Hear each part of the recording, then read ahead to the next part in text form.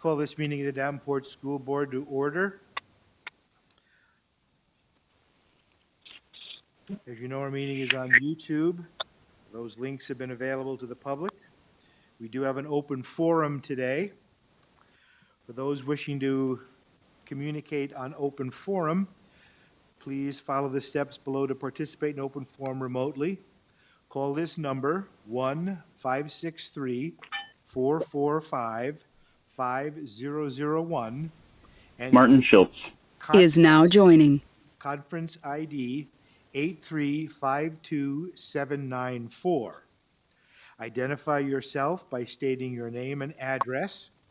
I, as president, will acknowledge you and allow you 2 minutes to speak. Please keep in mind that board members do not respond to comments made at open forum. Is there anybody wishing to speak at open forum?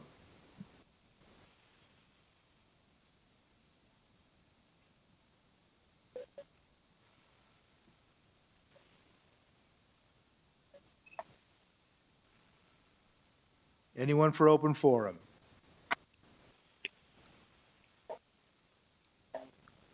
Dan Gosa is now joining.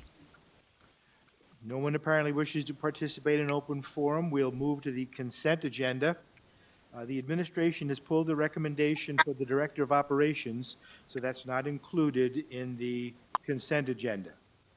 May I have a motion on the Debbie consent Potts agenda? Is now Mr. joining. President. Who? Mr. President, Who's that? Hayes. Linda Hayes. Oh, Director Hayes? Debbie Potts, Is now exiting. I move that the board accept the consent agenda as written. Is there a second?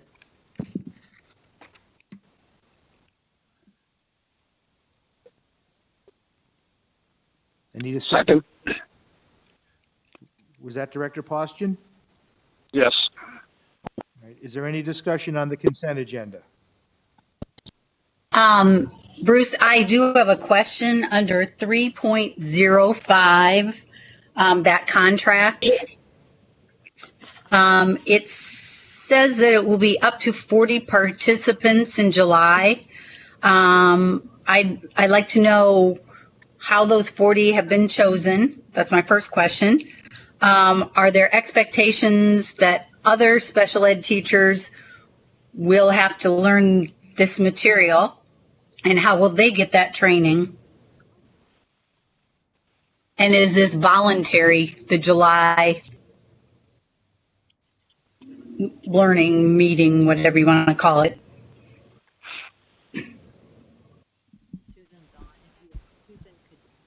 Ms. Downs, would you be available to answer the question, please? I sure am. Thank you. We worked with principals and the building facilitators to choose one person from each building. Although I think it's secondary, we might have chosen more than one. But we wanted at least one person trained at each building in order to implement this. It's not a curriculum, but this model with students who have severe reading disabilities and severe writing disabilities. And the principal and the facilitator worked with talking to the staff about it. We would not expect anybody else to implement except for those that have been trained.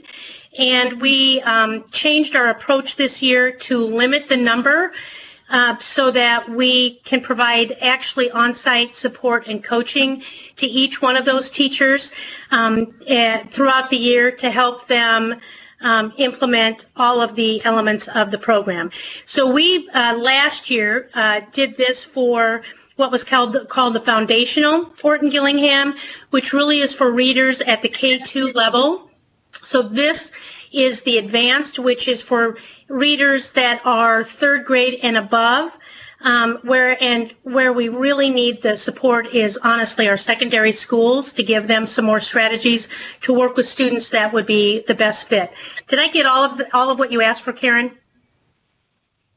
Yes, I believe you did. So it's only these 40, and those would be the ones that would be implementing it.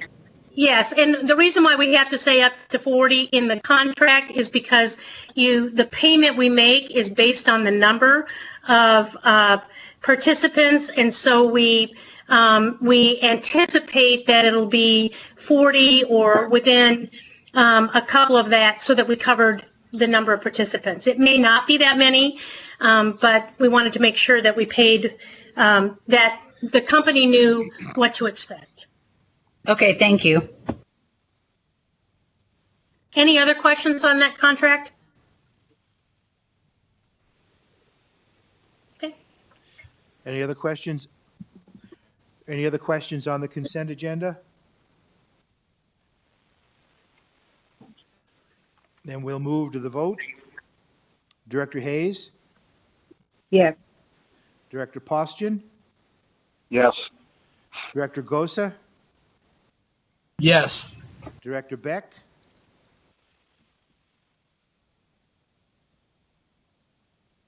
Director Beck, Director Klein Jerome, Yes. Director Mayfield, Yes. and my vote is yes, the motion carries. May I have a motion concerning the approval of bills?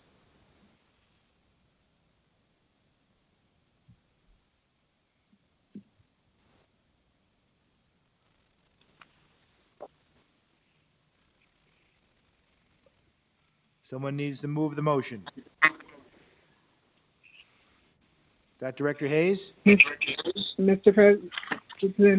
President, Director the following Hayes? resolution, yes, the following resolution is recommended by administration for adoption of the bills from the bill listing periods of April 23rd, 2020, to May 6th. Hi, you've reached Allison Beck. I can't come Unknown phone right. participant So is now please leave your joining. name and number. And 5/7/20 to 5/20/20. Resolved, all claims presented to the board having been duly certified as correct by the secretary, reviewed by Unknown the participant administrative is now board members, exiting. and they are hereby audited and allowed as just claims and warrants drawn on the treasury for the several amounts.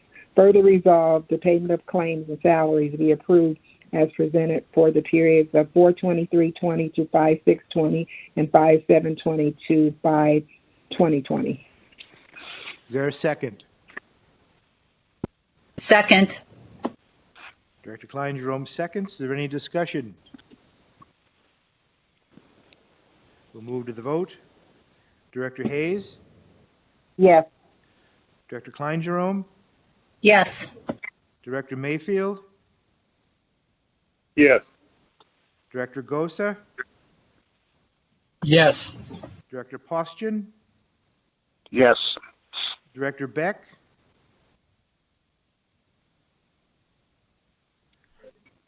Director Beck's not responding, and my vote is yes, the motion carries. Now move to the superintendent's report.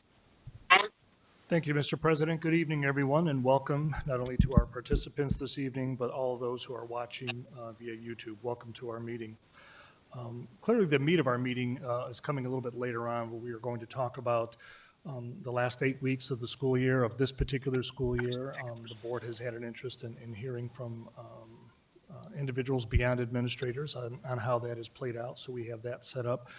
And also, we are planning an extensive conversation with the board and with the public with regard to the development of our Return to Learn plan. So I will not speak to that now, but certainly know that that's coming a little bit later in the meeting. I would like to begin by congratulating all of our 2020 graduates from all of our high schools. It's been certainly an interesting year for all of our graduates, and I had the privilege of videoing a graduation message to all of our graduates that will be shown along with our graduation ceremonies on KWQC TV on June 6th. So we're very excited to have each of our high schools has a 1 hour slot for graduation. Every graduate will be acknowledged. All of the graduation speeches have been cut and taped. Mr. President, I understand you gave an opening for every single one, so thank you for doing that. And while it certainly doesn't take the place of a face-to-face graduation and students walking across the stage, we certainly hope that people will tune in and watch and acknowledge and celebrate the many successes of our graduating class, and we couldn't be more proud.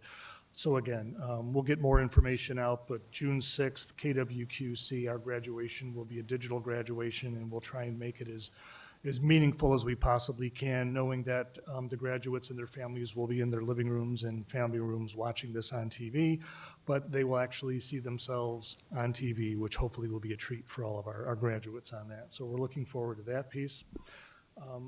Coming off of an announcement from the governor, we are taking a look at our phased reopening of the district, specifically with the ASC starting on June 1st. We have a ASC phased opening team meeting taking place tomorrow. The idea is to get the administrative support center up and running again.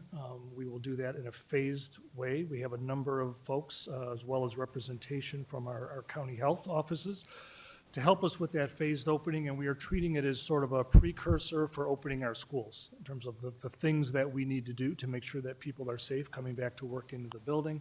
The protocols will be put in place over the course of the next few days. We have a framework in mind that has been put forward by the Department of Health, and we will be fine-tuning that and making that announcement to our employees that are working in the ASC, knowing that a very similar framework will take place for the individual schools and buildings as we move forward. So hopefully looking forward to some sense of normalcy and work.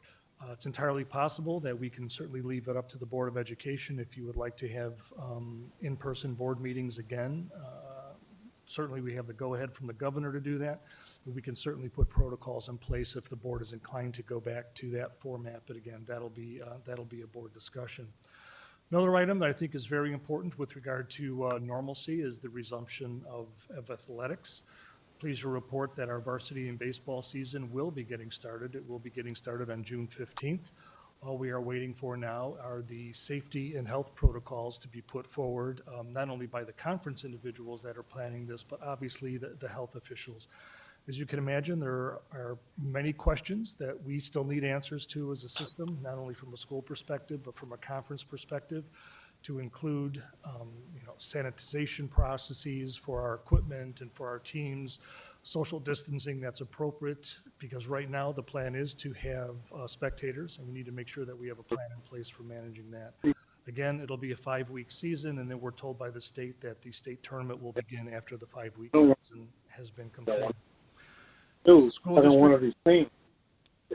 district, we're in the process of continuing to planning our summer school protocols, looking to begin our summer school a little bit later than usual, given the pandemic. We're obviously planning on a whole host of pieces. We wanted to make sure that we would have the opportunity to actually conduct a summer school. And right now we have a tentative date of July 15th for the start of our what would be a 5-week summer school period. So that process is still planning. More information will be put forward on that. We are knee-deep in a hiring cycle as a school district for multiple positions. I can report to the school board that this is going to be a very interesting hiring season, only because we're starting to see system-wide as well as area-wide, statewide, and from a national perspective, we're starting to see educators who have been under a lot of stress and are retiring early. I'm just going to be honest with you. And some that had perhaps hoped to continue their career a little bit longer are deciding that this new environment, for personal reasons, not professional reasons, because they're eminently competent people, but for personal reasons, in speaking to my superintendent colleagues, not only from around the state, but from around the country, we're hearing about a number of retirements, and those are still coming in, and people are making last-minute personal decisions. So it's going to make for a very interesting hiring cycle moving forward, but please know that we're well into that process. The board may recall at our last board meeting, in terms of the next agenda item, that we had brought forward an idea to partner with MediaCom for accessibility issues that we certainly have been experiencing from an equity perspective to our student body being able to connect to our online learning platform. We did hear information that the Department of Education is working on accessibility issues, and we're anxious to hear what they have to say. However, They have suggested to schools, and that came across today in the Department of Education's webinar, that we as a district should plan on managing that ourselves at the very beginning of the process and not just assume that the state is going to take that on. But we hope that they will be a partner in some way, shape, or form in terms of helping with access and equity issues that we have moving forward. So as I mentioned a little bit earlier, our Return to Learn plan, the framework has been outlined by the state. We have already begun as a school system to work on our Return to Learn plan, which is due on July 1st for the district, and we'll spend quite a bit of time talking about that this evening. The Department of Education is releasing information in chunks. We received a little bit of that this past Friday. We received more this afternoon. There's a lot to do in a very short period of time, and again, like most of the pieces that have come forward, there are still more questions than there are answers. But I think the board will be pleased with the structure that we put in place as a district so that we can move forward with our Return to Learn plan. At this moment in time, I don't see anything on the horizon that would alter our start date for school, which is set for August 24th. That date is still there. It's possible that the legislature may do something different, but I'm not going to anticipate that. So our minds and thinking is focused on starting school on the 24th of August moving forward. And lastly, this is the last official Board of Education meeting for this, what would be a normal school year, but certainly was not normal in any sense of the word. When I reflect back on the time that I've been here this year and the work that's been done, I would just like to, first of all, thank everyone for their patience. A lot had to be accomplished in a very short period of time, especially over the course of these last 8 weeks. We had quite a bit of work to do when it came to our financials, obviously a great deal of work to do when it came to do our Phase 2 citations. It's been a very busy year, and I just wanted to say thank you for everyone in this district who rolled up their sleeves and helped us with these processes. Obviously, it was our employees. All of our staff members rolled up their sleeves and pitched in. I'd like to say thank you to the state officials who have been a partner throughout this entire process moving forward. Our community and our parents have also been very helpful in terms of providing feedback all along the way in multiple contexts when we've asked them for help. And the Board of Education also has been very diligent in asking very good questions and guidance and providing leadership during what has been a rather tumultuous year and a rather busy year for all of us. So I would just like to thank everyone for their contribution. I do believe the district is in a much better place today than it was a year ago in terms of being organized and having the work ahead of us.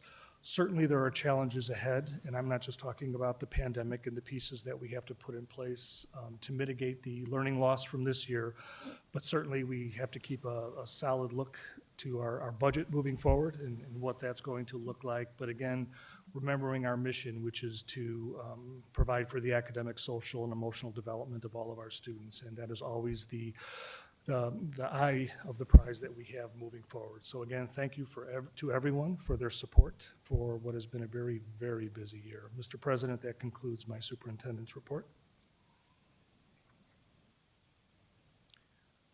What about financials? So moving next, we have, I've asked Claudia Wood, our CFO, to give the board an update in terms of status, where we are at the end of April heading into the school year. So I'm going to turn things over to our CFO. Allison Beck. Is now joining. A financial update.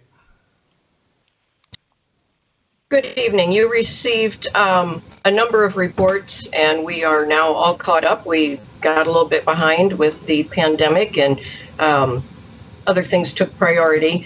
You received the standard Secretary's Monthly Financial Report. There are 3 of those for February, March, and April, which is the showing all our bank balances and by each fund, and that's a report that is required by the state. So you've got those in front of you. And then you also have the financial statements that are coming from our new Forecast 5 software. And we'll just talk about the April.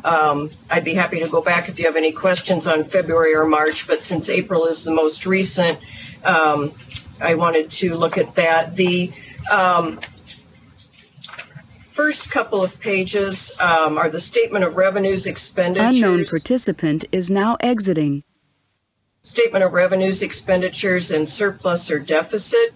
This report at the top is for the general fund, and you will see it does give you 4 prior years, so you can do some comparison to prior fiscal years, and then it shows the current year. And it breaks down the revenues between local, and the majority of that would be our property taxes that we receive, as well as building rental fees, student service fees, that type of thing. And then it breaks down the amount of state funding, federal funding, and other. And Available at this time. Unknown participant is now joining. And the next section breaks down the expenditures by several of the main categories: salaries and benefits, purchase services, supplies, and property and other. Unknown participant is now exiting. The main item in the other objects is the AEA flow-through money.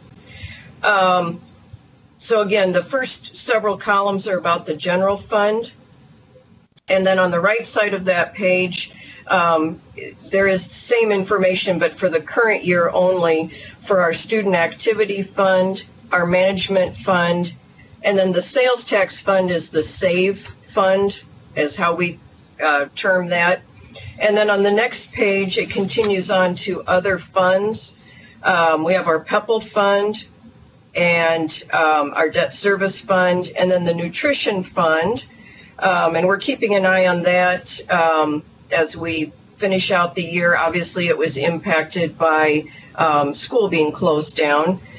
And then the other fund 60, that is our out of school time fund. That is our other enterprise fund besides the nutrition fund. And again, it was also impacted by school being closed down and those programs not being able to take place. So we'll be monitoring that. Both of those funds, the nutrition fund and the other fund 60, are enterprise funds, and the expectation and the accounting regulations on those funds are that they are self-supporting. And then we have an internal service fund. That's our self-insurance fund. And we don't have any trust funds. So that's those 2 pages of the report gives you a breakdown of all the different funds. And then the other 2 pages of the report, at the top, it just says Davenport Revised Certified Budget Monthly Reporting.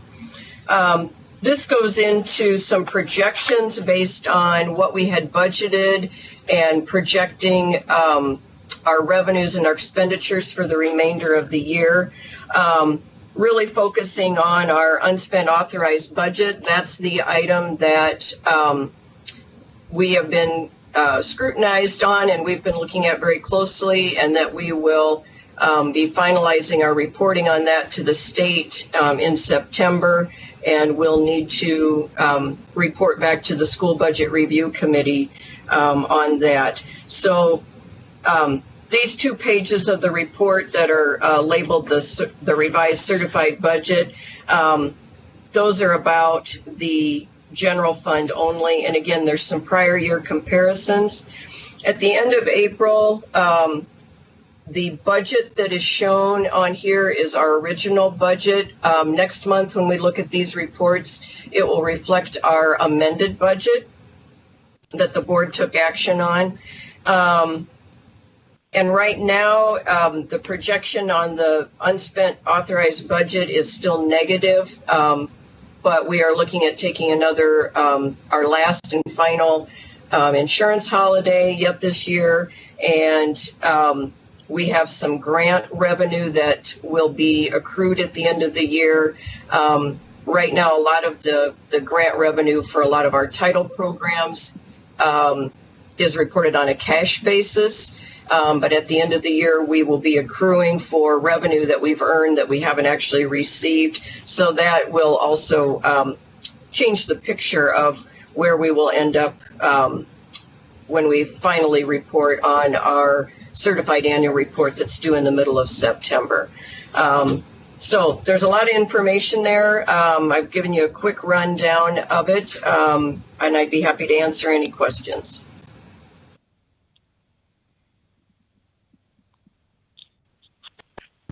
So Claudia, do you think with the grant money coming in, if we take that insurance holiday, we are going to get our budget back to where our certified budget is? It's a huge concern that we are in a deficit. Yes, we think we are on the right track with the reductions we've made. And once all the miscellaneous revenue is accrued at the end of the year, we should be on track for being at a zero or a positive unspent authorized budget balance. And is that only if we take that insurance holiday? I believe so. Thank you. Hi, Claudia. This is Allison. A couple questions. How does CARES Act money factor into all of this? We have actually received the money. It came in May, and it should work. We're still waiting on a lot of guidance on it, but it should work like other federal funding that we receive, meaning the amount of it that we will actually have spent by June 30th, that's the amount of that we'll be able to count as revenue. So in essence, it breaks even. And any amount that we have not spent as of June 30th gets deferred into next year. But what we're going to be working on here over the next few weeks as part of our Return to Learn plan is to put together a thoughtful approach to how we need and want to use that money for being able to be ready to bring kids back to the buildings, have teachers be ready to do either in-person or remote or a hybrid method of instruction. And we'll also have to be looking at expenses that we incurred this year that were due to the pandemic. We've had additional expenses in our food service fund, and the guidance that we've been getting from the state has told us that the CARES Act money can be used in our enterprise funds, which is why I was pointing those out on our financial statements. Food service incurred some expenses that they normally wouldn't have had, as well as not having all the revenue that they normally would have had. So we'll be looking at that. And in the general fund, we bought all those hotspots so that we could get kids connected. We've been, making other technology-related purchases. We've purchased masks and gloves and additional sanitizers and cleaning products. We'll be trying to identify, and we've been coding those types of expenses separately, even before we knew we were going to get the money, just because I knew we were probably going to be able to get some kind of funding or have to report on that. So we'll be able to offset some of those unusual expenses that we had this year. So again, we should be kind of breaking even there. And when we're looking at our unspent authorized budget, that will be additional miscellaneous revenue that we'll be able to record that we didn't know about, 2.5 months ago. So we should have the funding to offset some of those unusual expenditures that occurred this year. Okay, thank you. My other question is, can it be used to pay our teachers salaries for the couple months that they've been teaching remotely, and then save that money in the general fund? No, that it can't, because those are expenses we would have been paying anyway, and we still have been receiving our state aid and our Title I money and property taxes. So the CARES Act money needs to be for, I guess for lack of a better term, expenses that would be above and beyond, quote, the normal school year.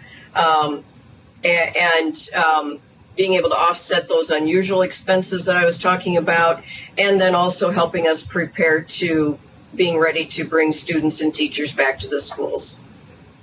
Okay, and then my last question is, and this may not be even in the picture anymore, but we had talked possibly about starting the school year a little bit earlier or having longer school days. But of course, that requires us to pay the teachers and the staff for that extra time. Would we be able to use it in that context to pay Unknown staff? participant is now joining. We could, and that's something I think we'll be looking at, but to be able to bring back all staff for, let's say, an additional week, we didn't receive enough money to be able to do that. Okay, thank you. Sure. Claudia, just a follow-up to Allison's questions. On the CARES Act money, what about anything custodial-wise as far as cleaning, disinfecting in the buildings? Can that be covered under the CARES Act? Yes, and those are some of the expenses we've already been identifying. They had to purchase, additional and some different types of cleaning supplies and products to address the virus and making sure we were meeting, all the health guidelines for sanitizing. They've done more cleaning and different types of cleaning than we normally would do. So yes, all those types of expenditures would qualify to use the CARES Act money. Okay, thank you.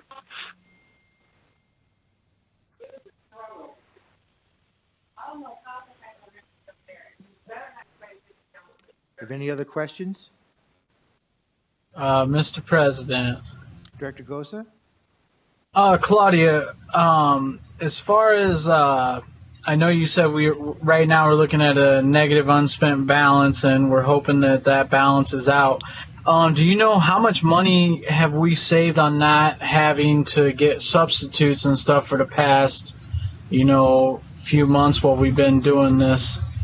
Is that quite a bit of savings? I'm kind of along the lines of Director Klein-Jerome about I'm not feeling too hot about having a negative unspent balance when we did all this stuff and we were assured that we would be positive, and now you guys are just kind of guessing that we are.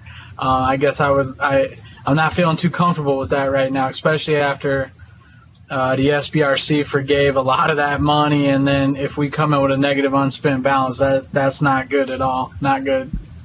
Claudia, I agree. Claudia, could I just jump in just quickly, Sure. just to clarify that piece? So we're not guessing here. We presented a budget to the school board last year that had a negative unspent balance. We did not know going into this school year that we were going to get relief from the SBRC. And when we did get the relief from the SBRC, at that moment, we didn't know that we were required to have a positive unspent balance for this fiscal year. That was news that came to us when, fortunately, they granted us the $9 million reprieve. But there was never an expectation that we were going to be positive this year based on our projections, knowing that at the beginning of the year, we had a $13 million mountain to climb. Now, we've certainly managed that, and all the budget cuts that the board has approved and all the budgetary restrictions that were forwarded to the SBRC, those were all put in place. But once the school year starts, we don't have the ability to make significant changes in staffing, knowing that over 80% of our budget is consumed by staffing. So we're adhering to all of the budgetary decisions that the board made when they approved the budget last year. We're just operating under a different framework when the SBRC said back in January that now you have to be positive this year. So we were hoping that we didn't have to use the insurance holiday, but we had planned for it. It was in our SBRC documents that we put forward. So we're managing the budget the way we said we were going to manage the budget, but the reality of it is that budget is going to be pretty darn accurate compared to what was actually put forward by the board last year. Did I say that accurately, Claudia? I mean, the budget was what the budget was. Yes, that's correct. And I think we really are on track to be ending the year with a positive spending authority balance. And Dan, to answer your question, I haven't looked at the difference in the substitute teacher cost. I was going to look at that here soon, knowing that toward the end of the year, we typically have some increase in that. And sometimes there's just a lag in some of that information getting turned in to be processed by payroll. So to get a more accurate picture of that, I was going to wait a little bit to look at that, but I certainly will pull together that information and I can send that on to you regarding the sub costs. Thank you, Claudia. One last question. So if we use the insurance holiday, is that going to be an insurance increase next year as well? Because we use that. I think we get like, what is it, $1.2 million or something from doing that insurance holiday. Is that correct? Yeah, that's correct. And this would be the very last insurance holiday that we can take based on the actuarial review that was done a couple of years ago. We had the option of taking it in next fiscal year or taking it this fiscal year. And regardless of the timing of that, it's the last insurance holiday that we'll take. And no, it won't impact the insurance rates for next year. Those have already been determined. Okay, thank you. Sure. Claudia, when you send us the information about the savings from the substitutes, could you also look at, I would think our utility bills would be down since the buildings have been closed for 2.5 months.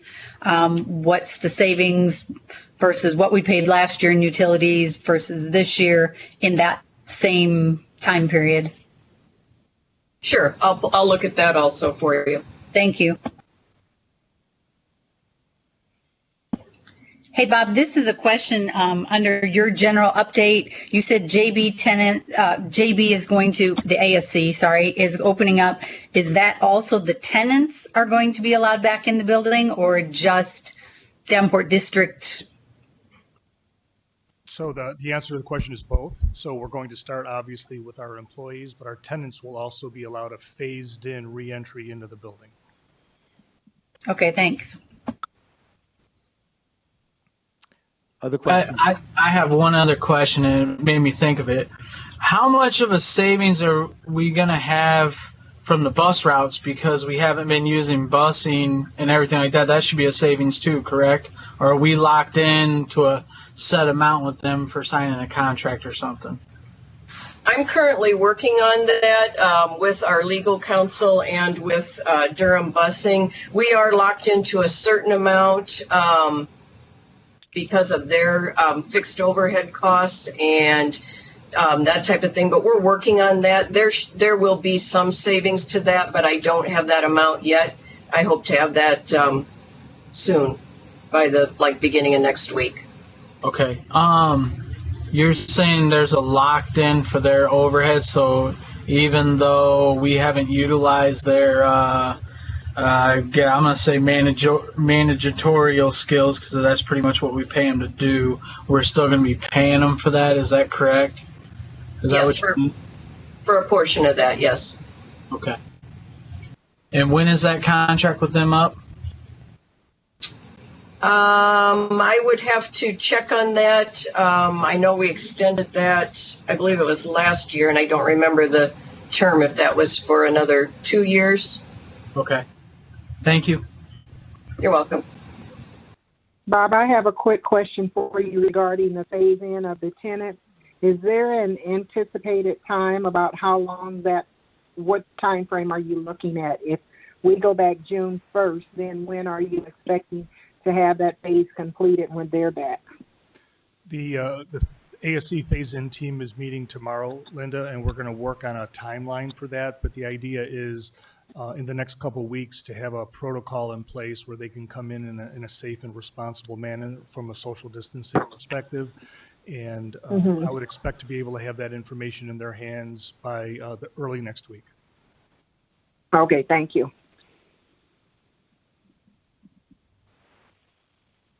Additional questions? Mr. Chairman? Director Postian?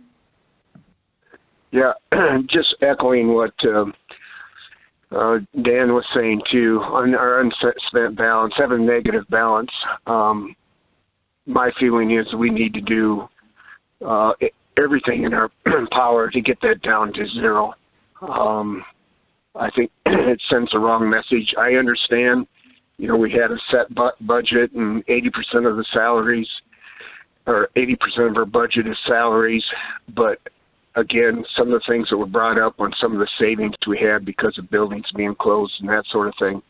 But from my standpoint, I'll be very unhappy if that is not a zero or a small positive balance. I think we're all on that same page. Any additional questions for Claudia? Mr. President, I have a question for the superintendent on his report. Is that okay? Go ahead. Dr. Kubilski, my question is, I don't remember hearing you touch on it, but as far as the graduations and then us lowering the credits or whatever, I'm sure other board members have gotten emails from parents as well about some students being told they're going to graduate and then getting pulled away. I didn't hear you talk about that, so I just kind of wanted to, or are you going to be updating us on that later, or should I make a request for it, or how would you like me to go about that? I was planning on doing that later. I'd be happy to do it right now. Oh, okay. I'll just get it on the table. First of all, this is an apology. We're given the ability by the state to adjust our graduation requirements for students who are on track for graduation, being allowed some absolvance of the 26 credits that were required by the district, and the board voted and approved to take that down to 20. The key feature for that was that students had to be on track for graduation. And unfortunately, some phone calls went out to families for students who were no longer in the school district. They had essentially dropped out of the school district, and a couple phone calls were made from individuals representing the district, inviting these people to drop back into the school district. That is not something that the state would allow. Students actually had to be on track in the system, working their way through up through 20 credits where we could work them through that process. And unfortunately, those calls should not have been made. And I apologize to the families for that confusion. But unfortunately, the state would not allow us to have students drop back into the school system and take advantage of the lower 20 credit thresholds. Now that it's just available for the class of 2020. It's available only for the students that, had they continued their second semester of coursework, would have made it to 26 credits. So again, my apologies on behalf of the district to those, I believe it was less than 10 families. I think it was 8 families that actually received those phone calls inviting them to drop in. That was done erroneously. And I apologize profusely to those families that received that phone call. So, Mr. Gosa, thank you for reminding me of that. We'll get that on sooner rather than later. Thank you. Just along those same lines, with students that were not quite where they needed to be at the end of first semester, are we making some type of provisions for them to catch up and still graduate on time? So the board may recall that we identified approximately 65 students that were in need of remediation. We did get permission from the state because those students were actually in school and had an opportunity to catch up, so to speak.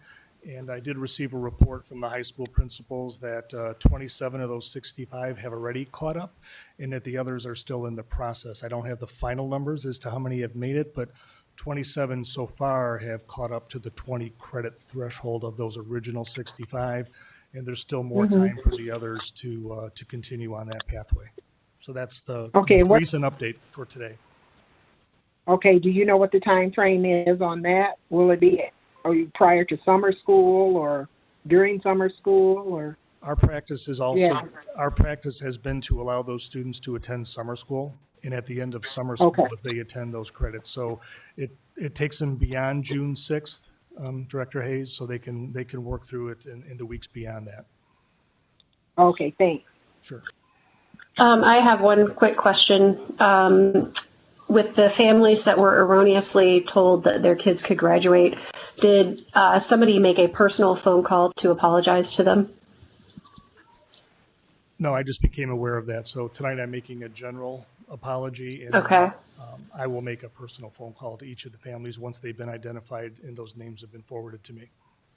Okay, thank you so much.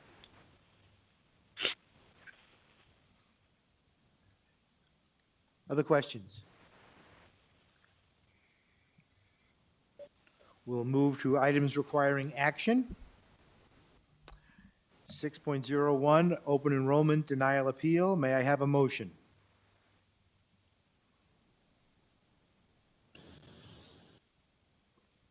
Mr. President, Is that Director Klein-Jerome? Director Beck, Okay, Director Beck. I move that the board follow the administration recommendation to uphold the superintendent's decision to deny open enrollment to the student indicated below, John Powell. Is there a second? Second. Director Hayes seconds. Any discussion? We'll move to the vote. Director Beck? Yes. Director Hayes? I'm going to say no, and the only reason no is because the student has not attended the district in the past. Director Gosa? Yes. Director Postian? Yes. Director Klein-Jerome? Yes. Director Mayfield? Yes. And my vote is yes, the motion carries. May I have a motion on 6.02, approval of bid for Phase 2 Central High LED lighting project? Mr. President, Director Hayes? I move the board approve the lowest responsive bid from Davenport Electric Contracting in the amount of $237,150 for the Central High School Phase 2 LED lighting project. Is there a second? Second. Is that Director Gosa? That is correct. All right. Discussion? Bruce, my only comment in the award letter, there is a comment that says the recommended award of bid for the Achievement Service Center tuck pointing project is to TNT Tuck Pointing and Restoration, Stockton, Iowa, which has nothing to do with the LED lighting. So I guess in the future, I'd like them to look over what they were submitting to us. I think that's a comment well taken. Any discussion on the motion? We'll go to the vote. Director Hayes? Yes. Director Gosa? Yes. Director Mayfield? Yes. Director Klein-Jerome? Yes. Director Beck? Yes. Director Postian? Yes. And my vote is yes, the motion carries. Item 6.03, approval of policy. Mr. President, may I make a motion? I would like to move that the board approve policy 904.01 on elections. The date was still listing September when it should be November. Is there a second? Second. Sorry, kept knocking it off. Seconded by Director Klein-Jerome. Is there any discussion? We'll move to the vote. Director Beck? Yes. Director Gosa? Yes. Director Mayfield? Yes. Director Klein-Jerome? Yes. Director Hayes? Yes. Director Postian? Yes. And my vote is yes, the motion carries. We're on discussion items, current school year feedback. So, Mr. President, at the last board meeting, there was a request to hear from teachers with regard to how the last 8+ weeks have gone since we've had to go to a continuous learning platform.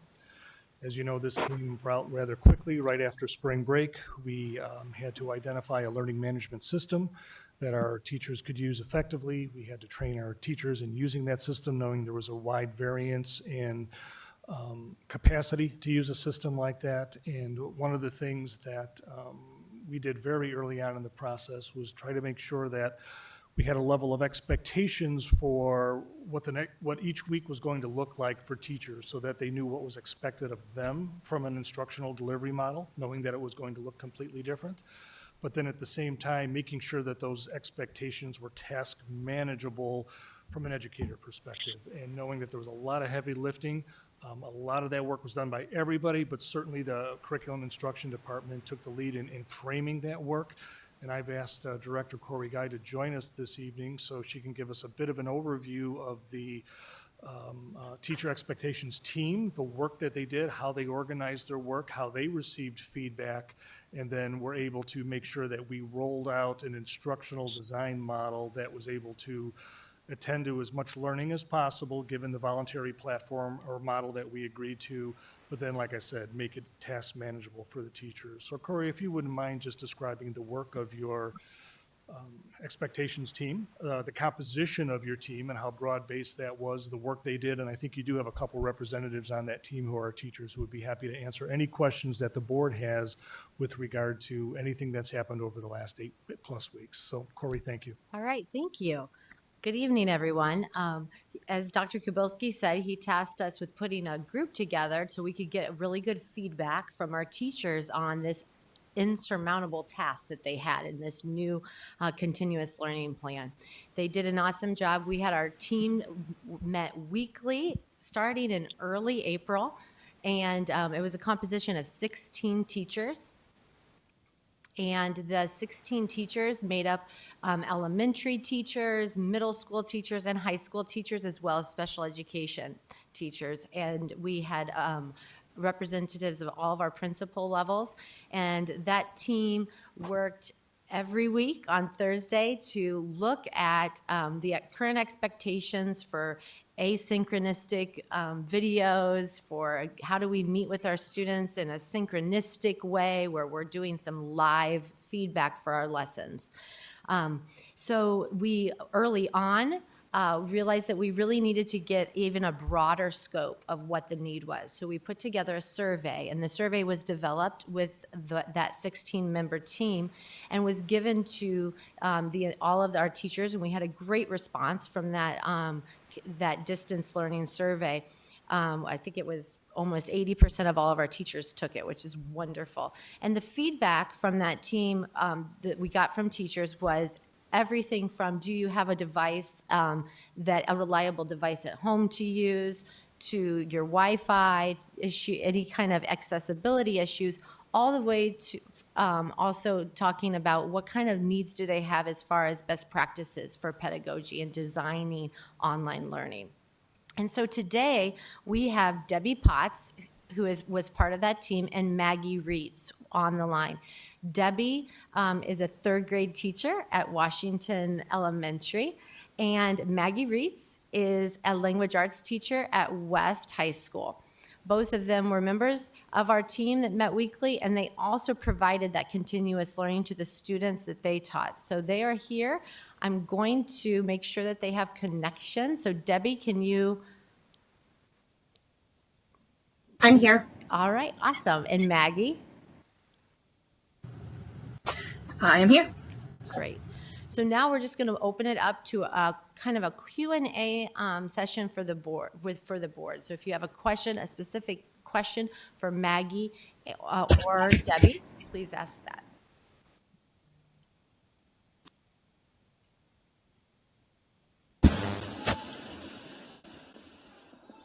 This is Director Beck. I have a couple questions.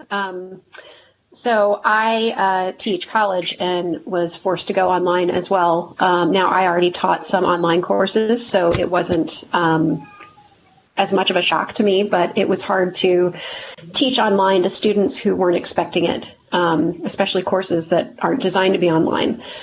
So I guess my first question to you was, what was the biggest challenge that you found, and each of you can answer in turn if you want, to delivering instruction online, and how do you think we can overcome that? I think it really just varied by teacher. I mean, I felt like I was experienced enough, at least with the Google Classroom, and that transition for a lot of teachers was managing a new system. And I already do that in my classroom. A lot of the high school teachers do, but that was something I was comfortable with. I think the biggest challenge was really for me as a high school teacher. I teach a lot of one-term classes. I teach speech. So the one-term classes ended just after spring break, and then we were supposed to start new classes. So I think really the struggle was trying to make that transition from ending one class and then maybe starting a new class.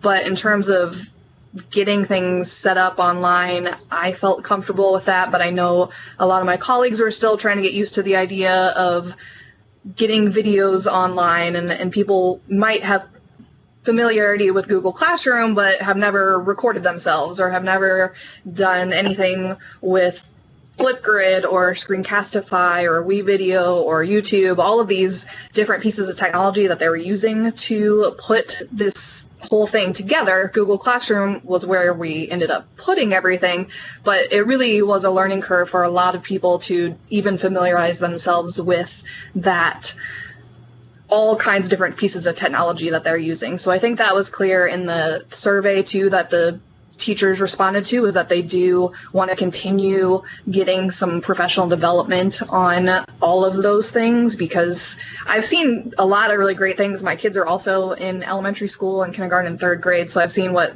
elementary teachers are doing too, and people are putting together really great things, but they're learning as they go. And I think that's something that people are looking for, is more things that we can learn as we continue this, especially if we have to do it in the fall.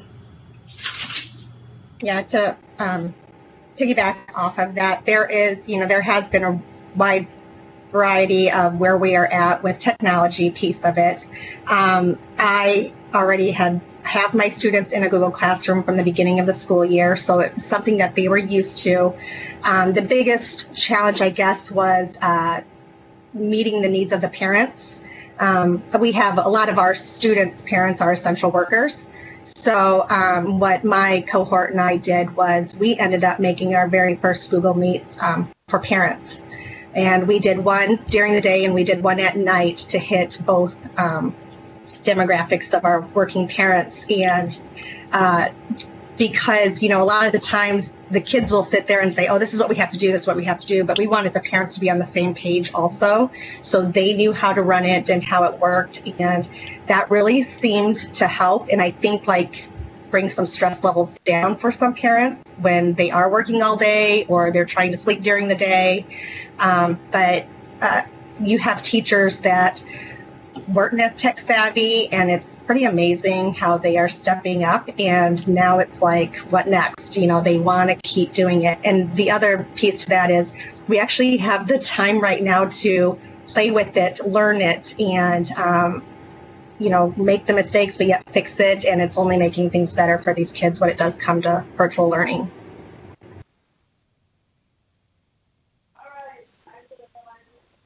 So I guess my follow-up to that is, so as a teacher personally, I don't feel like online instruction can ever replace face-to-face instruction, although I do know that there are students who do much better in an online setting, but that's a small minority, I feel like.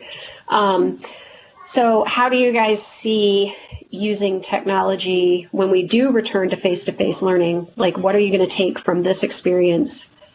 Or what do you think a lot of the teachers are going to take from this experience as they move back to face-to-face teaching?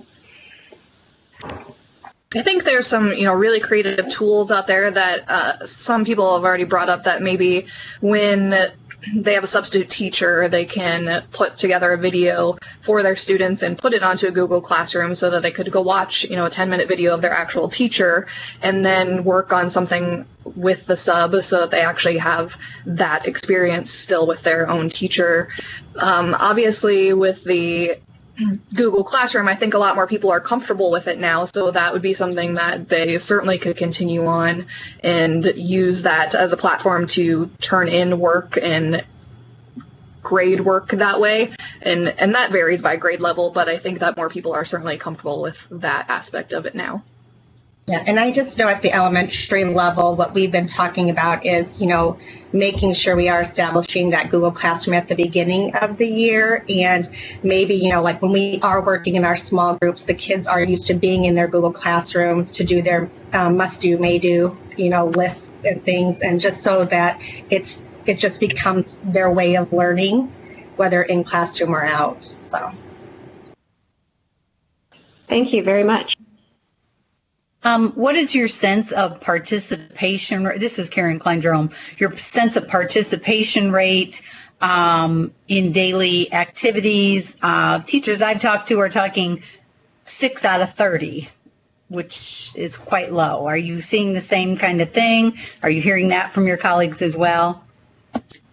Go ahead, Maggie. Yeah, it's interesting because I think it really does vary by grade level and also the course structure, because I teach 9-week classes. So in the beginning, I had some students join and we're doing some of the things in the beginning of my speech classes because we hadn't quite ended that term. And then when students found out, well, we're not really starting term 4, but here's stuff that you can do, the participation rate went down in that. But in courses where it was a continued class, like English 1 or English 2, it's a semester long, there's more participation in those classes because they know that they're continuing on with something that they had already started. And then I know I've heard from people that have, AP classes, they still were taking the AP tests and did all of that. So it really just varied by grade level and whether the course was only 1 term or 2 terms. And yeah, it definitely has dropped off towards the end of the year here. It's definitely a struggle. I think that's true of regular school year too. People kind of are a little over it at that point. And just speaking as a parent, I know that's hard for my kindergartner too, that it's definitely been a struggle these last week or two because he's just kind of over it. So kind of seeing the same thing, kind of doing a little bit more of a drop off. What we do see, we do have our few that are getting into that classroom. However, our Lexia progress and our ST Math progress, we're still seeing that rise and a lot of kids logging on to that, getting their percentage. There are a lot of teachers I know of and that we send out weekly goals for the kids to achieve by a Friday. And I think when we send those out, parents kind of also know what exactly is expected of them. Our Google Meets seem to be a lot more participation happening there. Like I do 2 a week and I usually get about 8 to 9 kids. Now it depends on who. Sometimes they're the same kids always, sometimes they're different. But I do know a lot of people are getting good attendance, at least in the elementary with their Google Meets, because the kids want to see their teachers and they want to just either talk, say hi. It does become a kind of a show, I guess. You have to entertain and you have to keep them involved and keep them, focused on what we're doing. And it's funny because you can do a 45-minute to an hour Google Meets or even a half an hour, depending on what you're doing. You're pretty much exhausted afterwards because just to keep them going with it. But they keep coming back. They keep wanting to see us and talk to us. And, that's an elementary piece of it, though. High school, not too sure. But and in my eyes also, when they're on that Lexia and that Google Meets, that's a lot of, an Alexia and the ST Math, they're hitting their grade level expectations, and a lot of the, they just kind of really piggyback off of what our standards are at that grade level. So when I'm seeing them logging into that and meeting their goals and, sending out the praise over my class dojo to them, like I'm really happy that they're still engaged with all of that. This is Director Beck. Can I ask a quick clarification on that? So you're saying you've had a number of students at the elementary level who are doing the Lexia and ST Math, but not joining the Google Meets classrooms and doing that material. Is that correct? They will also it's almost like they're putting all their eggs in the basket. Some of them are like of doing the ST Math and the Lexia, and then they're using kind of Classroom as the resource for them. But you do see them getting in, and like during the Google Meets, some of the teachers have started to highlight part of the classroom. So when they're wrapping up their Google Meets, they'll present their screen and start showing them something fun and exciting that's in the Google Classroom to try to get more kids to dive into it. Thank you. Debbie? How do we reach out? Oh, is that Linda? Go ahead, Linda. No, I was just asking, how do we reach out to students with IEPs?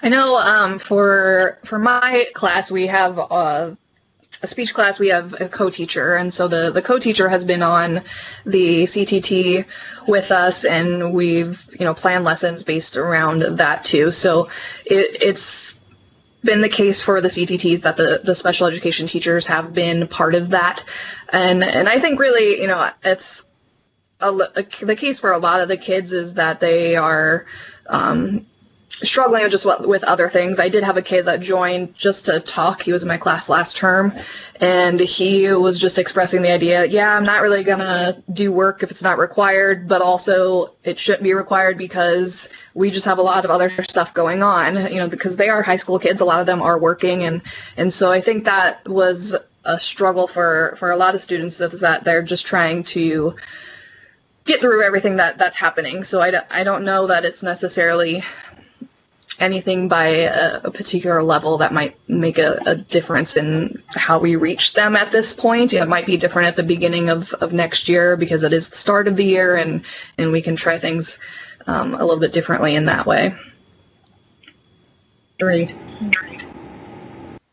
Okay, thank you for that. Debbie? Yes, Mr. President. Well, Mrs. Daughter-in-Law, would you share a little bit with everybody the comments you shared with me about how you had your office hours and the interactions you had with parents and how that developed over the course of time? Sure. So when I heard office hours, my mind just went straight to how office hours worked in college. Your professors have these hours that you can contact them to answer a quick question or just to clarify something. And then in my mind, my Google Meets was just like my mini session with my students. So I pushed out to parents that I kind of made it around like lunchtime hours. So if they just needed to shoot me a quick text message during that time saying, hey, so-and-so struggling with something, can we meet at a different time? So it was almost like just that touch point for them to, I can get on with them right away. At that point in time, I was going to get to them immediately, or that's our opportunity to set up a different time. So I actually had quite a few Google Meets, like 7:30 at night, 8 o'clock at night, because the parents do work until 5:30. And then by the time they get their kids fed and everything, then I was getting on and helping them with ST Math or with Lexia or how to work the classroom. But I feel like I have a pretty good relationship with a lot of my parents most of the time, but them knowing that I'm there for them and at any point in time that I can get with them, it's almost like the relationship between the parents and me has gotten so much stronger. There's even one time the mom, she was like, okay, and had the kid go away, and her and I just sat and talked for like 15 minutes. It was almost just, it's brought a whole different relationship piece with the parents. Did I answer that, Bruce? You did well. Well, thank you.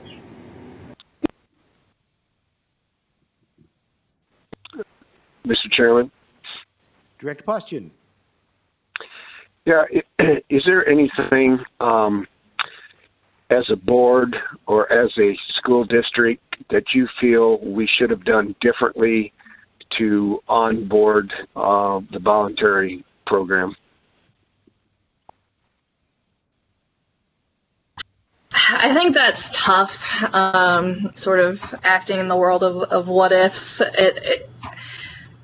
I think for a lot of high school teachers, one of the challenges was because we already had Google Classrooms that we had to create new ones. That would be something that I, would have liked to see a little bit differently, but I understand why, because there was a lot of teachers that weren't using Google Classroom, and then having a team working together would be easier on that side. And then I feel like teachers maybe would have had a easier time connecting with some of the students, but I don't know, because I was still putting things on my other classroom page to say, hey, join us here, and I was emailing and doing all of that. So I think really it was just a matter of the fact that we are in a tough situation. So it's hard to say if we would have done something different, if there would have been more participation. I just think that it's just tough all around for a lot of people. So would you say the most disappointing thing of the whole process is the participation? Yeah, I mean, I do think, at some point, especially as this has gone on longer, it's disappointing to see that people aren't participating, but it's hard for the kids. This is not their way of doing things, and, a lot of the kids are even at home by themselves because their parents are working, and so finding that motivation for themselves to independently get on would be hard. And certainly I'd like to see a lot more kids participate, but it's definitely a different environment than being in the classroom, because we can be there and try to encourage them to get work done and explain things, a second time. And I think it just is, it's just a difficult time. So a lot of kids, I think, just once they realize that they're going to be okay coming back next year and getting the learning that they need, I think that they were okay with that. Okay, thank you. Mm-hmm. Mr. President, Director Gosa. first, I would just like to thank you both for being on this meeting and taking the time out of your evening to share with us some of this. From a personal standpoint, I like this a little better because we can actually hear from the people that are doing this stuff. My question, I'm going to kind of follow along what Director Poston was going with, but my question is, what could we do as a board in a district to better help you with this process going forward if we do have to do it in the fall and stuff? I mean, I don't know if you guys are going to have like a debrief on things that we can do to improve, but obviously you probably came up with some thoughts and stuff like that. So from a board perspective, what is it that we could do to help to either like get you the things you need, or I guess you kind of understand where I'm going with my question? Sure. One of the things that came out of that survey was that there was a number of teachers who said that they didn't have the Wi-Fi capabilities to do, videos effectively, because that takes a lot more streaming. And there were a number of teachers who had Chromebooks that are district issued Chromebooks that maybe a microphone wasn't working correctly, or a video, or it just was slow. So I think that would be something that if we can make sure that we provide some new Chromebooks, not necessarily new purchase, but if we've got some at the schools that are newer than some of the Chromebooks that the teachers are given, that would be, I think, the number one step to make sure that teachers have the access that they need so that they can create. Because if we are in this in the fall, then obviously people are going to be thinking about starting a school year, which is definitely different than ending it, I think. So having that Wi-Fi capability, computer access is definitely key. Another thing that I've heard teachers talk about is simply the access to textbooks. A lot of our textbooks are not new, so they're not online, and even some of the ones that we do have that are newer don't necessarily have the online learning attached to it, or maybe our subscription has gone away for that. But it's, if we can get money in the budget for textbooks, that certainly would be a option, that textbooks that are also online. Same here. There's a lot of our district Chromebooks that are handed to teachers. There might be keys missing, or one key won't work. So some of the things when teachers are trying to type stuff out, they're like, my E won't work, so can you go in and add that? And just just those updated things so we do have the proper, faster technology piece. Okay. Well, I appreciate your input. One other question I have, what are your thoughts or ideas on how we could reach out to engage like the students with IEPs and stuff like that? Do you have any thoughts on that? Have you ran across that issue? I do know that like our special ed teachers at the elementary, they are jumping in on our Google Meet so they can see the kids. I do know they have been in contact like with parents using the Google Voice piece just to kind of make sure parents, if they have any questions or anything, keeping close talk with parents on that and encouraging parents to get into our Google Meets with the kids or the Google Classroom. And just they've been really good support for us general ed teachers, at least at my building they really have been, and making that communication open with the gen ed and the IEP students' parents and things. Okay, thank you. I do agree with what both of you have said. I have a first grader, a seventh grader, and a ninth grader, so I'm in all the levels, right? My first grader loves LexisNexis and getting on all that, like jumps at doing it, speeding through it. And my high schooler could probably care less. My intermediate, she's kind of about it, but not as excited as my elementary. So I guess it's just younger and they love doing that. But I do greatly appreciate both of your times for this. I appreciate Corey getting you guys, to help with this presentation to the board. So it's a nice discussion for us to have. Again, like I said, because you guys are right there doing it. So I do greatly appreciate you being adaptive to the times. And I do welcome any feedback that you have or anyone else has as to how we could improve going forward, possibly for the fall, or if we have students whose parents are worried about bringing them back to school right away because of, let's face it, in this day and age, some grandparents are raising their grandkids and stuff like that. I know I would have never got to school if it wasn't for my grandma. She took all of us grandkids to school all the time and stuff. So I know we're going to run into issues like that and stuff. So I do appreciate all your feedback, and hopefully we can get you guys some better equipment or something. We'll have to look into that. But thank you very much. Thanks.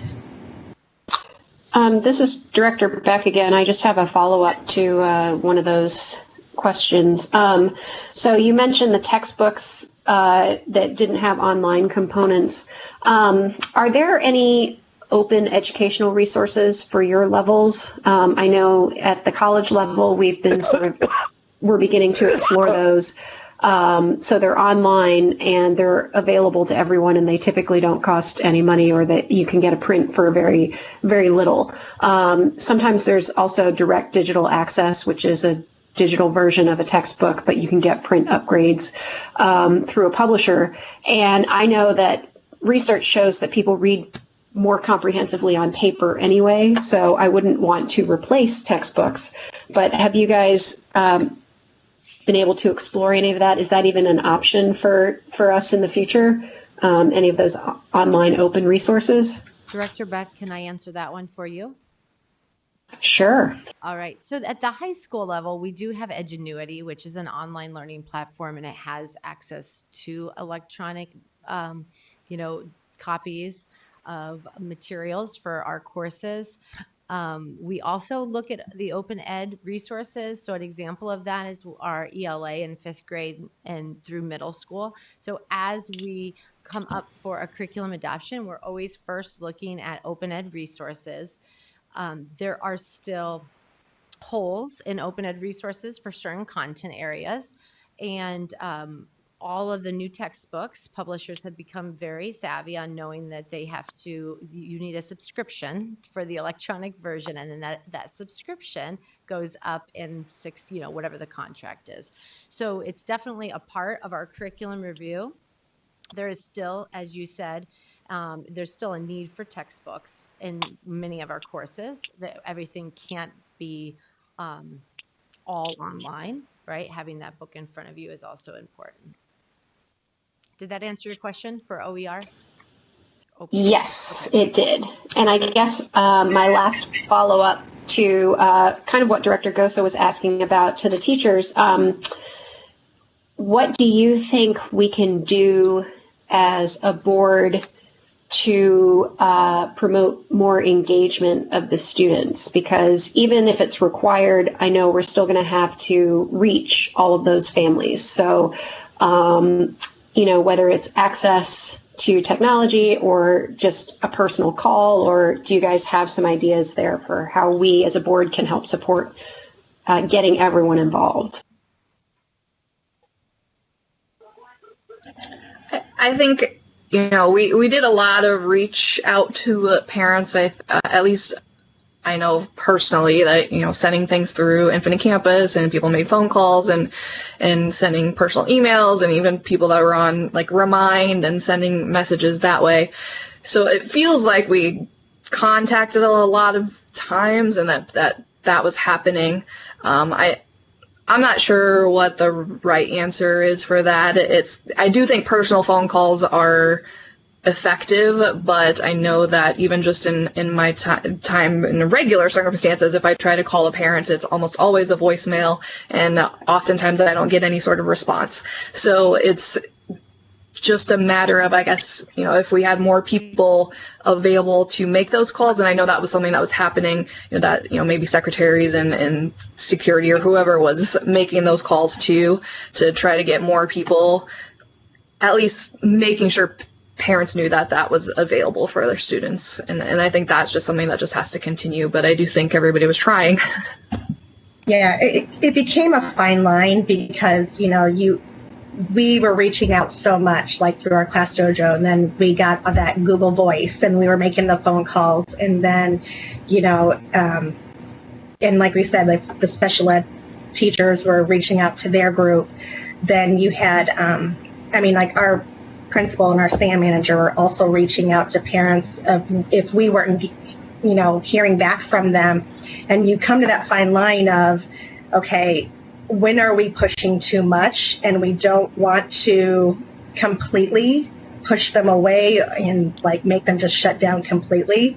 So, I mean, it's a learning curve, and that was one of the big things with us. When is too much?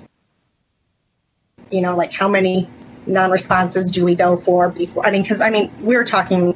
I'm still like with my Class Dojo sending it out, and there's still some parents that just don't respond, but I'm going to constantly keep sending it. And with Class Dojo, I can see if they've read it or not. So I can see they've read it, but I guess I just worry that even if it's required, it's going to be harder to reach some of those students without access, or whose parents just don't respond. And did you guys find that you had a lot of students who didn't have the technology to access, or was that not a huge issue for you guys? I guess I should just speak for the third grade at Washington. I think out of our 34 students, I want to say only maybe 4 of them did not have technology, you know, for them. So. And I didn't really hear much from my students. I mean, obviously the high school kids already had Chromebooks checked out to them. Whether they had Wi-Fi access at home, of course, is another story. But there wasn't really anybody that reached out that said, you know, I don't have this, but that I don't know how they would. So it's kind of hard to say, and especially because so many kids didn't join into the new Google Classroom because that class technically had ended for them. So that's where it's a little tricky on my side, is because I just ended a class and didn't meet new kids. So it's tricky on that side. Maggie and Debbie, you both are on the expectations team, is that correct? Yes. Correct. Then Corey, this is kudos to you for actually having classroom teachers on this and not people who are not in the classroom telling them all what to do. I think that is great. And thank you, ladies, also for joining us. Yep. Thank you very much. Thank you so much for your time. Okay. Thanks, Maggie. Thank you, Debbie. Welcome. Thank you. You're welcome.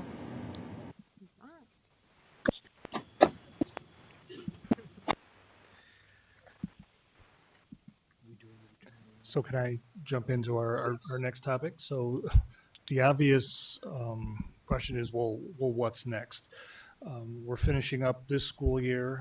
It's ending in a couple weeks, and we're fully engaged in the planning and the preparation for the next school year. We know that there's unfinished learning from this quarter that we have to make up next year, and we also know that we have to accelerate the learning that was designed to take place next year also.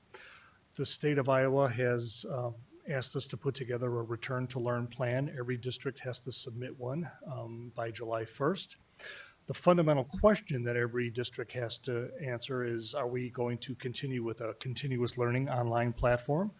Are we going to go back to an on-site brick and mortar schooling environment, or are we going to choose a hybrid environment? The reality of it is, while we have to select one of those, as a school district, we do not have a crystal ball. We don't know what the health circumstances will be come fall, come August 24th. As a result of that, we're planning for all three of those options so that we're ready for that. We are making plans if we go full on site, what that needs to look like, especially from a health and safety perspective, and making sure that we don't get into another health situation when students re-enter the building. We're also taking a look at if we have to continue with our continuous learning model that we're engaged in right now, but again, it would be a required model. Again, learning from our experience over the course of the last 8 weeks, getting additional training over the course of the summer and support for our staff so that if we had to go to a continuous learning platform, we could. So we're preparing for that eventuality. But then health situation may dictate that we go with a hybrid model where perhaps students come to school on Mondays, and then on Tuesdays a different group of students come to school, and then we do that simply because from a social distancing concept, not having so many students concentrated in a building at one time. It's a possibility. We don't know which one of those is going to be dictated or determined by the health circumstances. So those are all possibilities that are being floated out there right now. But we have a team in place that is utilizing the framework. So we've added to the board docs website for the board's perusal as well as for the public the Return to Learn Plan framework that has been issued by the state of Iowa. It includes 7 essential areas that we have to address in our Return to Learn program. We've taken the guidance from the state and have developed our own Return to Learn Plan platform that is essentially our website and how we are organizing the work that we have to do. Hopefully, just by looking at the information that was provided by the state, you get a sense of not only the complexity of the work, but the magnitude of the work. As it's being scrolled through right now, all of this work needs to be accomplished in the next 5 weeks. So if we thought the last 8 weeks were busy, the next 5 weeks, vacations are completely out of the question, and we're certainly going to have to find the dollars to pay for the teachers that are going to continue to be engaged in the processes of planning our Return to Learn plan. So what we thought we would do for you tonight is give you an overview of what we've done so far with our Return to Learn plan, how we've structured it, how it's organized. It's organized, as I mentioned, by those 7 essential areas, and we have a chairpersons for each one of those. They are online with us tonight, and they can talk. I've asked them to give a 60-second executive summary of the work that they have to do. I appreciate Director Klein-Jerome's comment about utilizing teachers and getting them involved in the process. One of the things you'll hear tonight is under each one of these subcommittees or subcategories, not only do we have chairs, but we have subcommittees that have anywhere from 10, 15, 20 people involved. And we put an all call out to our staff to ask for their support as we develop our Return to Learn plan. So I was very pleased with the willingness of our staff, again, to jump in, pitch in, and be a part of this planning process. So Corey, if you could just give a little bit of an overview with regard to, I think our website really gives a nice clear snapshot of what the state is asking us to do. And then after you give that overview, let's introduce the chairs and give them an opportunity to respond to the board with regard to the work that needs to be done. And then we can certainly take any questions from the board at that time. Thank you. Wonderful. So the first two links that you have in your board docs is just that 4-page overview. The first link talks about those 7 areas, and it also gives that timeline. It's a very tight timeline. We received this material from the state May 8th, which was a Friday, so almost just 2 weeks ago.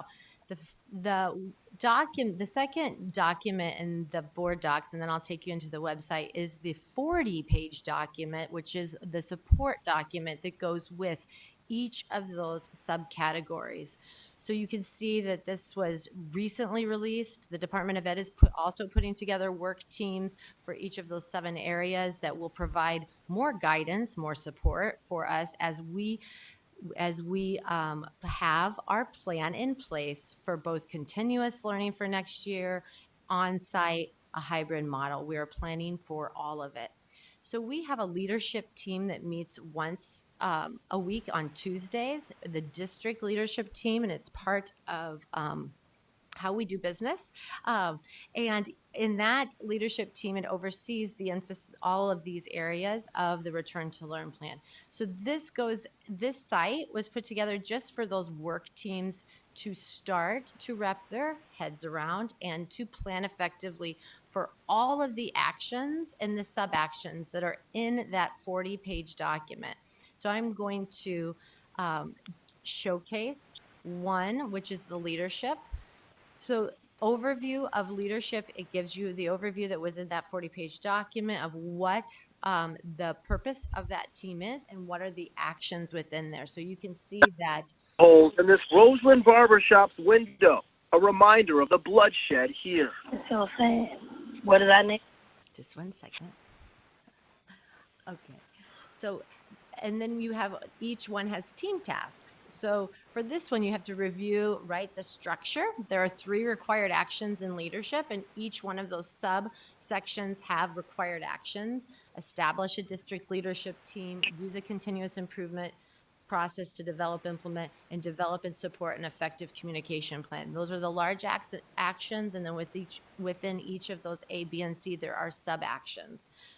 So the team meets together, we're looking at all of those, and then we're keeping all of our notes in this note catcher document. So what we have on our note is representatives from the district leadership team that are heading a subcommittee for each of those 7 areas. The leadership is done at DLT, but for all of our other areas, there is a chair who's leading that work. And we just met for the first time this week with the goal of having the actions within those actions to be completed by the subgroup, proposed actions by June 15th. The deadline for the Return to Learn plan for the Department of Ed is July 1st. So you can see the tight timeline that we have. So I gave an overview of leadership. I'm going to go back to the website, and we have on the line all of those facilitators of each of those groups. So I'm going to start with infrastructure, and I know that we have Jen Van Fleet and Marianne Corbin who can talk about the group and the makeup of that group and some of the work. Good evening. My name is Marianne Corbin, and as Corey said, I co-facilitate with Jen Van Fleet, the infrastructure team, and our team has diversity of voice, including administrators from the elementary, intermediate, and high school level. We have classroom teachers and innovators also from elementary, intermediate, and high school, and a very wide range of content areas, including core classes, the fine arts, and our CTE. And at this time, Jen Van Fleet is going to give you a brief summary of our focus from the first meeting. Okay, Good evening, everybody. Just a couple things that came out of our first planning meeting. We have a planning meeting set up for each Tuesday going forward to the end of June to make sure we're diving deeper into the infrastructure actions and sub-actions. From the infrastructure section of the Return to Learn plan, we know that we need to identify the needs across teachers, staff, students, and families. And so throughout the plan, you'll see referenced a resources and needs survey. So this team is going to look at the development and the administration of that survey, and does that happen on a certain frequency? And then also, how do we connect with those stakeholders who aren't interacting with the survey so we can make sure we capture their voices?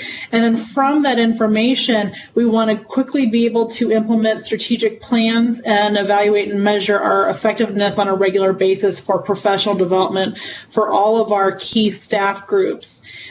This group also looks at determining district school calendar changes and are looking at those, and then looking at what implications you have for things like the grade book or published calendars and communications.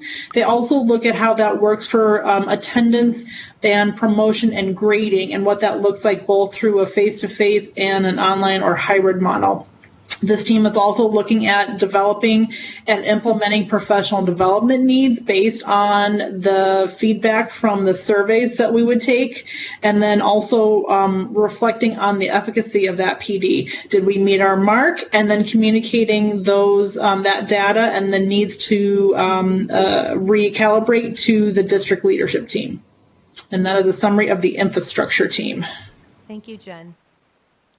Another subsection is health and safety. And so I know we have TJ Schneckloff, who is facilitating that group. Hello, everybody. Can you hear me? You're good. Good. Okay, so we are charged with ensuring ongoing workplace safety, supporting mitigation strategies, and monitoring the health and safety of teachers, staff, students, and families. Our committee is comprised of 30 people at all levels across all the bargaining units to seek input. In our initial meetings, we felt that this was the best way to handle this would be to break this into subgroups. So we broke ours into 4 subcategories with a kind of an overarching one.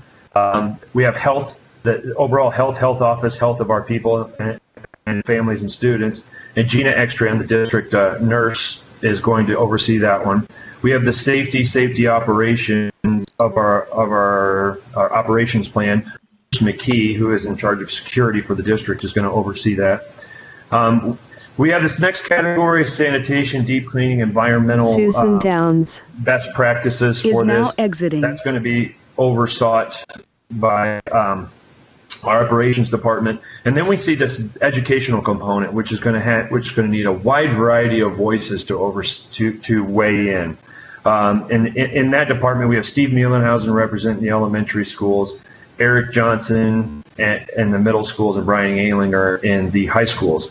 And each one of these people will have a committee of a subcommittee that will continue to reach out. Hi, Susan. Will continue to reach out to widen the equity of voice. And so that's how we plan to move forward with the health and safety component of the Return to Learn plan. Thank you, TJ.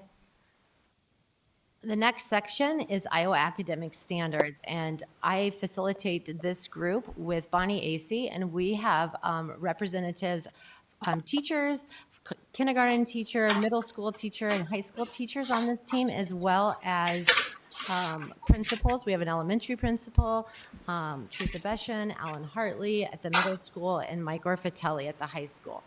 The focus of the Iowa Academic Standards is just that. We're focusing in on what our students need for the beginning of next school year. So our group met today. We're going to try to meet twice a week for an hour. There's a lot of work to be done on here. And our first conversation really focused on assessing the initial student learning needs. So that's the first action.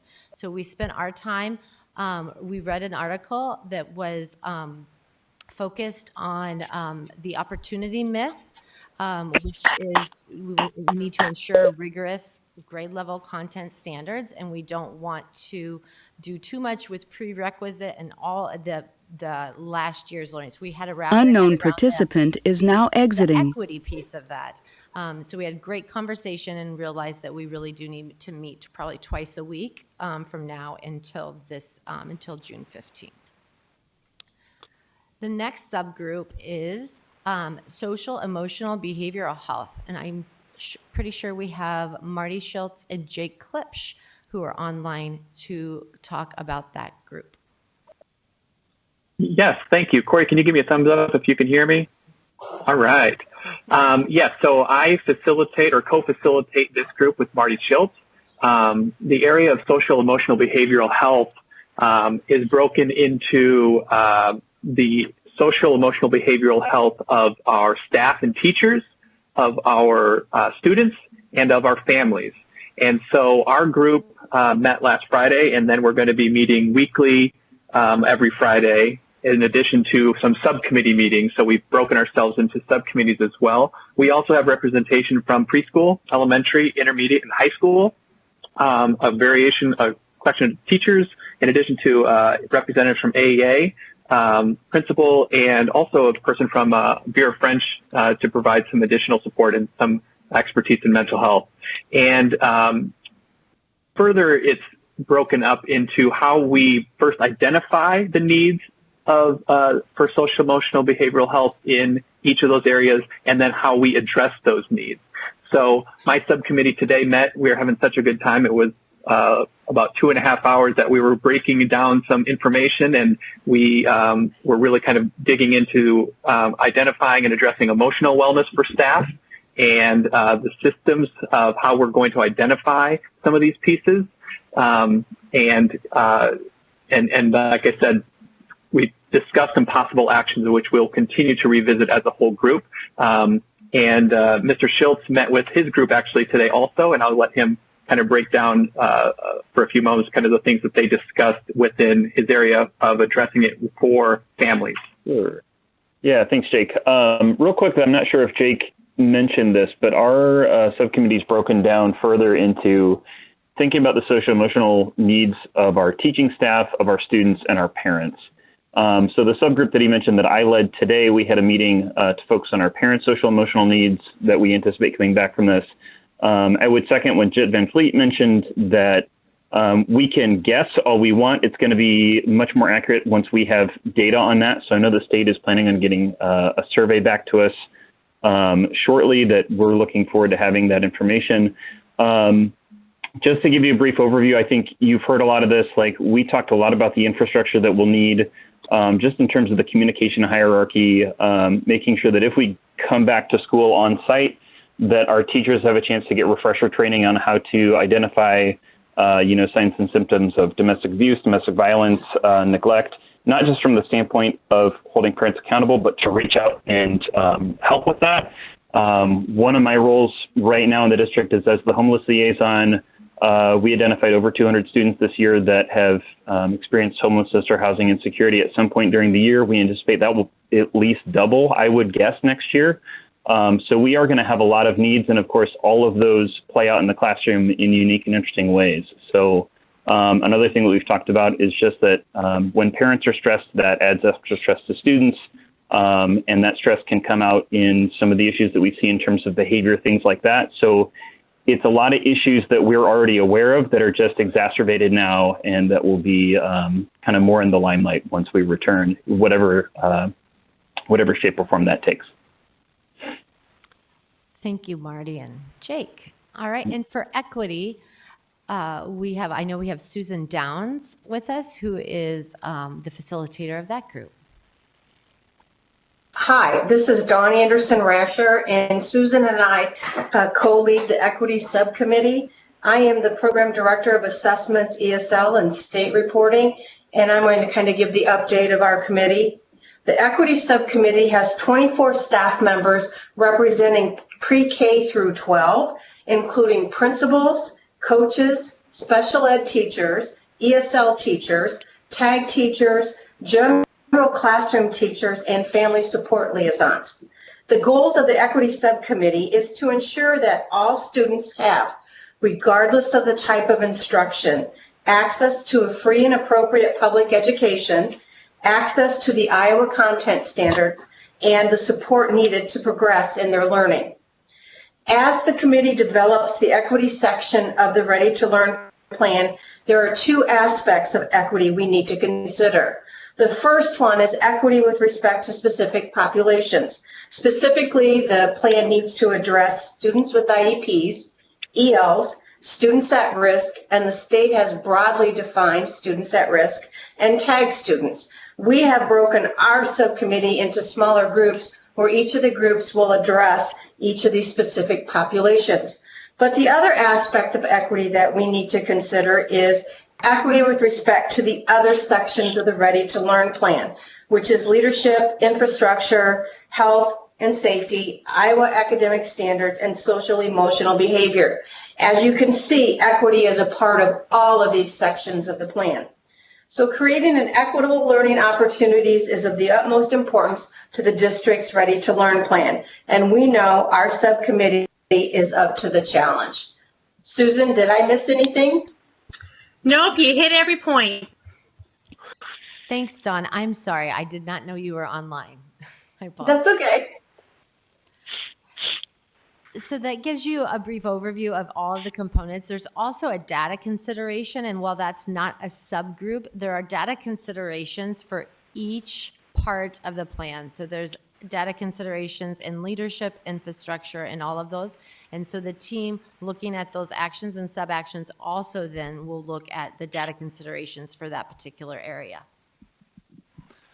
Thank you, Corey. So for the board's benefit to try and put a loop on everything that you've just heard, this is a great deal of information for you to absorb in a short period of time. I apologize for a 40-page document that you received on Friday, but we received it just a short time before you did also.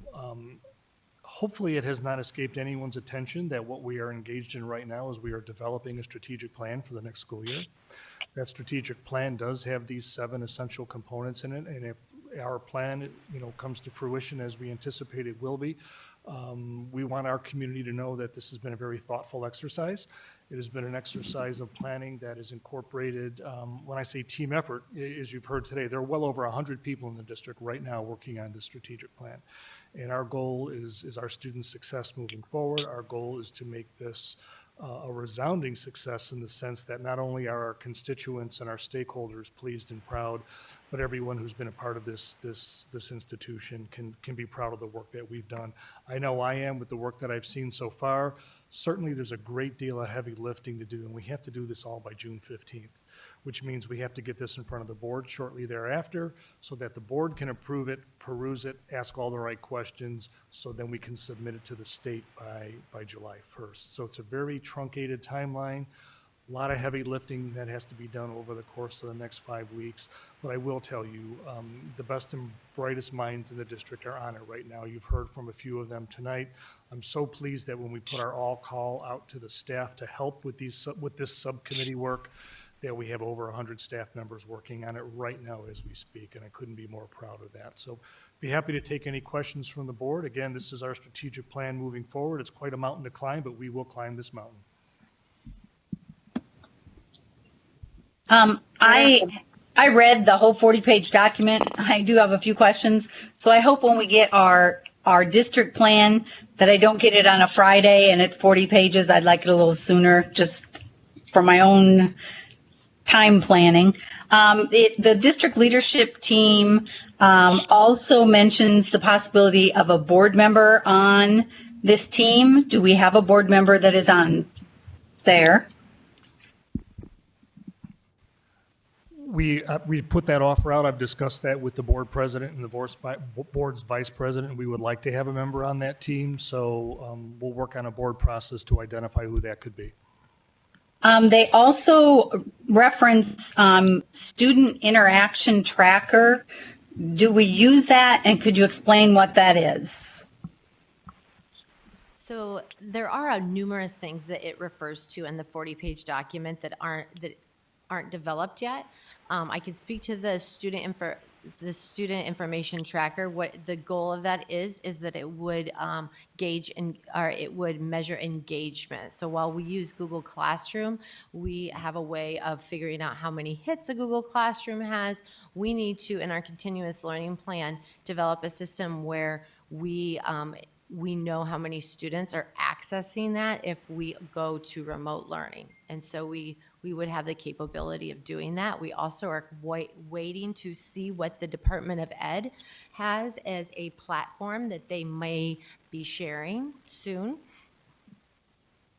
Okay.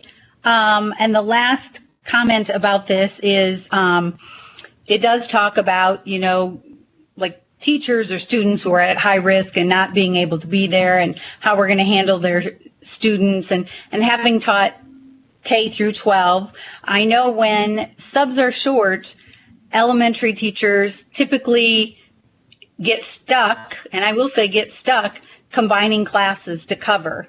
I think that's a very unsafe practice. So I hope that we also look at how are we going to deal with a sub shortage, which we always have, especially in the elementary, because in the intermediate and high school, teachers just have to give up their prep period to cover classes, and we don't have that combining of students. So that is something I want to make sure that we address, especially at that level. Karen, that's an excellent point, and we've actually brought that up at our AEA meeting to see if we can get some relief from the state with regard to the requirements to be a sub in the state of Iowa to make sure that we can fill that void, knowing that, yes, it's been problematic in the past and trying to avoid that same situation in the future. So it's already being discussed, and you bring up a very good point. Thank you. This is Allison. I have a couple of questions as well. So number one, I am not seeing the district website that Corey was showing us. Is that something that the board can look at? The one that says the DCSD Return to Learn plan, or not the website, but the one that you were showing on screen. The Google Doc is the one from the state of Iowa that we had access to. But the one that you guys were showing on screen. So the website is it's a working document. It's a live document where each committee and subcommittee is submitting their conversations, their action steps, and what next pieces. It's not a public document. That's an internal document right now because it's an actual working document that will be used in preparation for the final proposal that we'll put in front of the school board. Okay, I guess I was just wondering if there was an opportunity for us to take a look at that sort of in preparation. That way we can have an idea of what's in it before we even get it, right? So for a time management, from a time management standpoint. But if it's not feasible, I totally understand. Keep in mind that this document is going to evolve. I think it would probably best serve from a board perspective if you get a first draft of what a final document would look like well in advance before you would have to approve a final one. There are a number of pieces that are being worked on by each of the committees and subcommittees that still need to be vetted through the district leadership team. And that's a filtering process. And I'd hate to have you perseverate over some pieces that will not evolve into the final document. Okay, that makes sense. And then my other question is just clicking on a couple of the websites, the web links for Iowa.gov. They have a Return to Learn page that has a table with a timeline of Return to Learn deliverables. Is that for you guys? It's got like how district and school support provided via webinar every Thursday from 1 to 2 p.m. Are they providing webinars for you guys to follow so that you all know what is expected and how to interpret this document? Yes. So as a matter of fact, that timeline checklist we were able to review today. As a matter of fact, they talked us through that. We've been having webinars with the Department of Education every Thursday at 1 o'clock for administrators to essentially get updates and where things go. So for example, in today's webinar, we spent a great deal of time on the first three of those essential areas: leadership, infrastructure, and the Iowa standards. This Thursday, we're going to spend more time on the others. So while I do appreciate that there's a level of frustration of when we present and provide information to the school board, I just would ask for your patience to know that we still don't have all the information from the state. And as we get it, we have to process it as succinctly as we can, incorporate the work, and then report that back to the school board. But we can only operate as quickly as the state operates, and keeping in mind that they have to manage an entire state and we're just managing a district. So I can certainly sympathize with the work that they have to do. But yes, they keep us informed as soon as there's something that we need to do. And they do give us suggestions and guidance. Everything that you see in there they're not required pieces or checklists, but it's guidance of the types of questions we should be asking ourselves and guiding the conversations we should be having in our district, and we're using that guidance. Okay, and then I guess my last question was when you were mentioning when I think it was Dawn was talking about equity with respect to specific populations. I guess I just didn't hear when she listed all the people that were on that committee. I didn't hear a mention of special education teachers. I'm going to assume that they are on there because that is an area that, I want to make sure that we get right is students with IEPs. She mentioned that subgroup, but she didn't mention having special education teachers on that committee. So, Allison? Yes, we have them. Okay, good. Thank you so much. We also, on that group, there's also ELL teachers and tag teachers. Right. I did see that part. Okay. I did hear that. Thank you.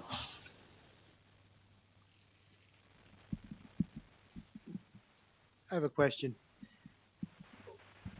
In this planning, which appears to be Herculean, if we're planning for 3 possibilities, are we developing then each of these groups developing 3 plans?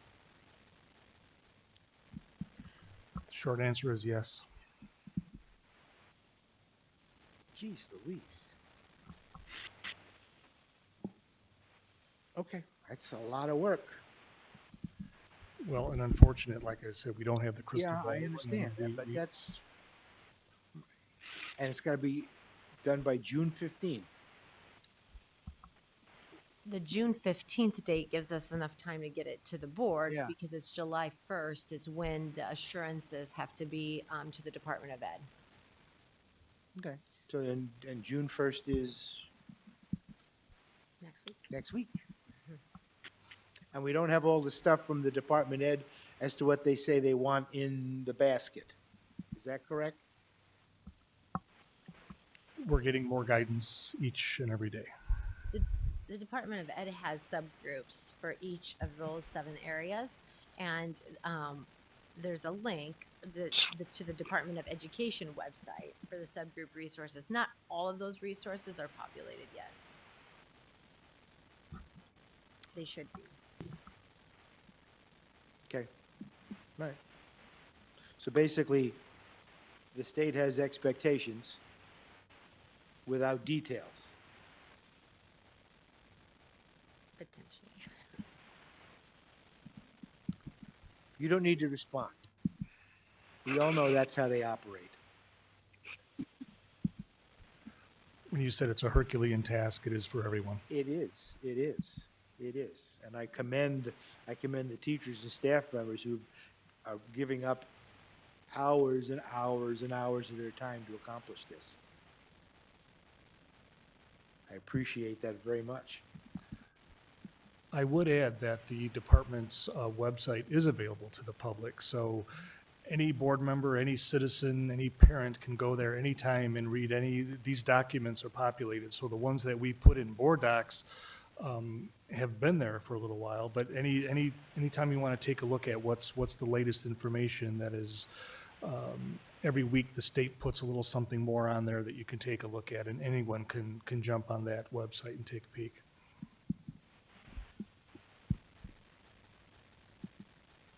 Anything else from anyone? Mr. President. Director Gossett. First, I want to thank everybody that's a part of these committees and stuff. Obviously, this is going to be a tough task to tackle. I would think if you did two, the online versus brick and mortar, and then you can kind of combine the two for the third one. I could see that for that hybrid. I do appreciate that. My question was, I don't remember if it was mentioned or not, but would we be able to get like a list of the committees and who are on all of the committees and like their title, I guess, so we know who's all, is involved? Sure, I could get something to Mary that we can get out to you as a board. Okay, perfect. I just wanted to make sure we were covering all our bases. And Dr. K had mentioned, Bruce and I did kind of discuss with him about, getting board members involved on committees, because we have to start taking a stake in things and step up to the plate as well, to help out wherever we can and show everybody we do have a vested interest in this. And we want to be part of the solution. So we did discuss. So I hope more board members are able to get involved and help out with things. I know schedules and everything like that, but being able to do a Zoom meeting or a Skype meeting is pretty easy nowadays. So, but again, I just wanted to thank everyone for their hard work and stuff. And you said the Google Doc, that's not available to us, but they do put like notes in from all their meetings and stuff like that, because that was going to be something I was going to ask, if we were able to see kind of some of the notes and stuff of things that were going on and stuff like that. But if that'll be made available to us at a later time, I mean, I'm fine with that. I just I didn't want it to get to be a point like how we have the past practice, the board always gets stuff at the last minute, and then if we have a question, then all of a sudden we got to whoa, now we got to figure this out, and then do some things different. So I didn't know if we had a little involvement with things that would help out. That way you get the questions that we needed answered right away to us and stuff like that, so it doesn't feel as uphill as it is, I guess. But again, I do appreciate everyone's hard work on this, and it is an uphill battle from here on out. So, and that is all I had. Well, and Director Gross, I support your thought. One of the reasons we were hoping to get board involvement in this process was to help us with anticipating the questions that we may get from the board. So to your point, so we're not scrambling at the end, with a document trying to provide answers to a question that comes from left field. And if we can get a board member to volunteer for each one of these committees, just to be a part, and we could even have an opportunity for the board members to share with the rest of the board their thoughts and ideas in terms of what they're seeing. So this is all hands on deck, and that includes the school board. And if the board is willing to engage in this process, we would be very appreciative also. I do want to add one little quick piece too, because we're talking about timelines and we talk about the Department of Education, giving us the information, but keep in mind also that there's a governor's office and a legislature that's also involved in these pieces. So that also is information that gets to the Department of Education that they have to wait for also. So there's just so many levels of governance here that it makes the timeline even more difficult to manage. But we're going to do it. We have the teams in place that are doing the work right now, and I have every confidence that this community will be very pleased with the strategic plan that we will have in place to start the next school year. Legislature comes back June 3rd. Correct. Mr. President, I have one final question, Sure, I guess. go That maybe was talking. On these committees, I didn't really hear anything mentioned about disproportionality. Are we going to try to tie that in to tackle some of that hurdle with this process as well? Absolutely. It actually is woven into the fabric of all the committees, but more so the equity committee. Okay. That's the work that's been taking place throughout the course of this year, and certainly is a part of our decision-making model moving forward. Okay, thank you. Dan, would you like to be on that equity committee? I would be more than happy to, unless Director Hayes would like to. Okay. Be. I'll have Mary send out to the board tomorrow a list of the committees, and then board members can let Mary know which one they wish to choose to serve on, and then she'll communicate that with the chairs of those committees. Sounds like a plan. Thank you. Anything else? I was just going to say I appreciate that, and I appreciate all the hard work that everybody's doing. This is not something easy to do, but I'm confident we can get it done. Well, and after the presentations this evening, hopefully the board has a good idea of what the work is of each of these committees, so that you're not just randomly picking a committee to serve on the one that you think would best fit your willingness to serve the district. So I think the overview hopefully was helpful to the board, where we can ask which committee you'd like to be on now. Okay, we'll move on to policies. Director Beck, you want to lead that discussion? Yes, let me pull up my other page here. Okay. Oh. All right, so we have two policies for discussion. This will be the first reading of each of them.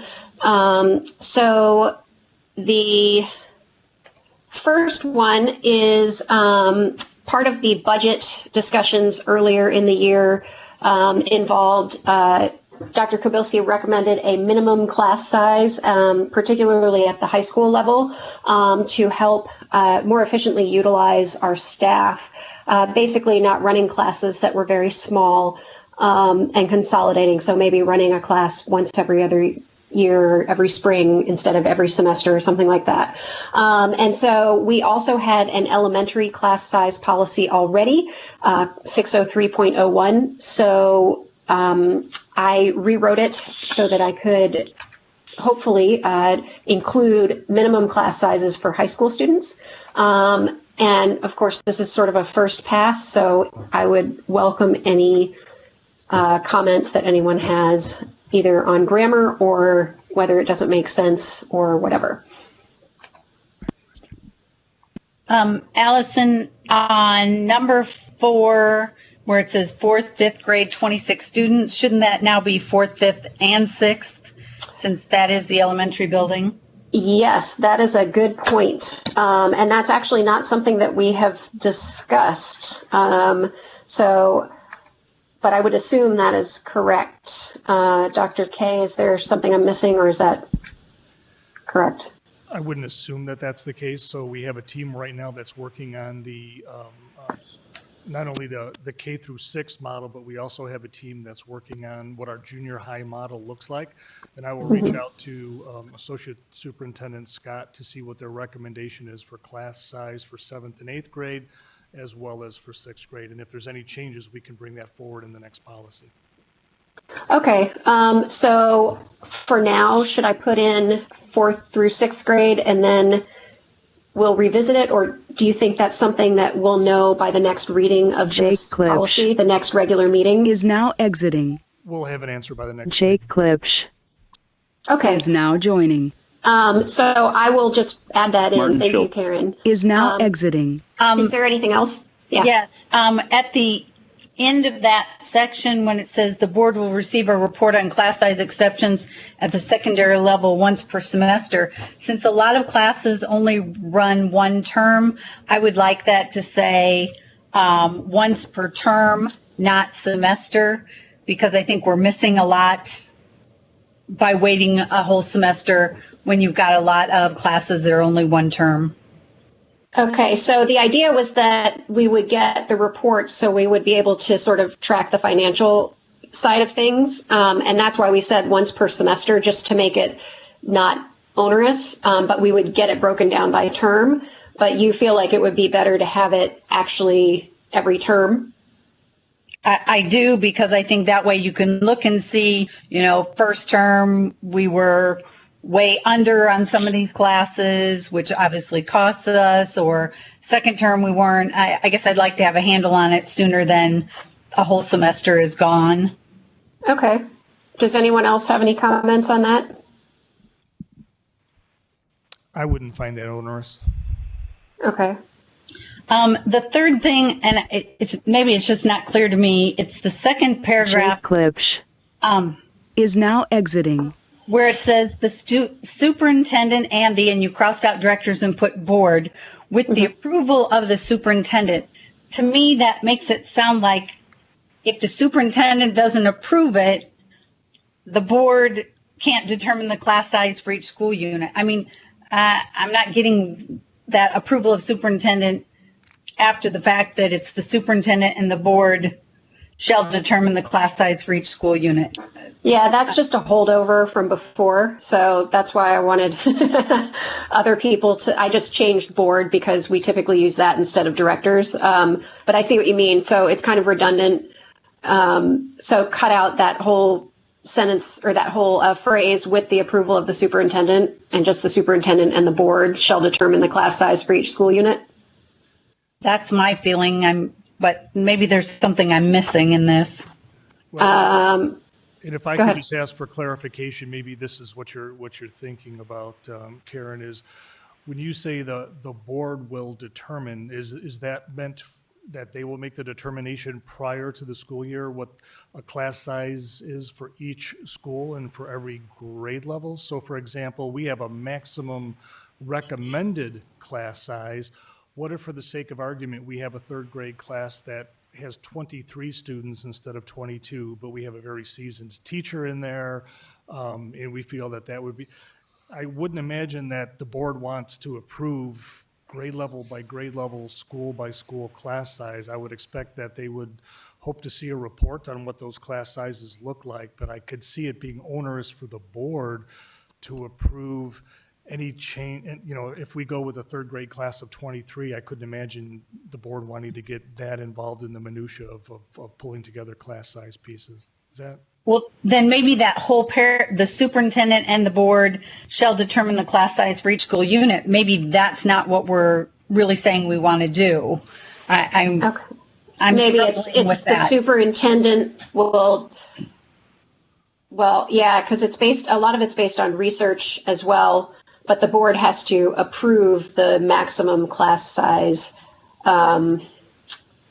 But I agree the fact that we have had classes that, like in second grade, have been 22 or 23, and we've let them go. I don't think it's ever come to the board for any kind of determination or, oh yeah, that's okay, or.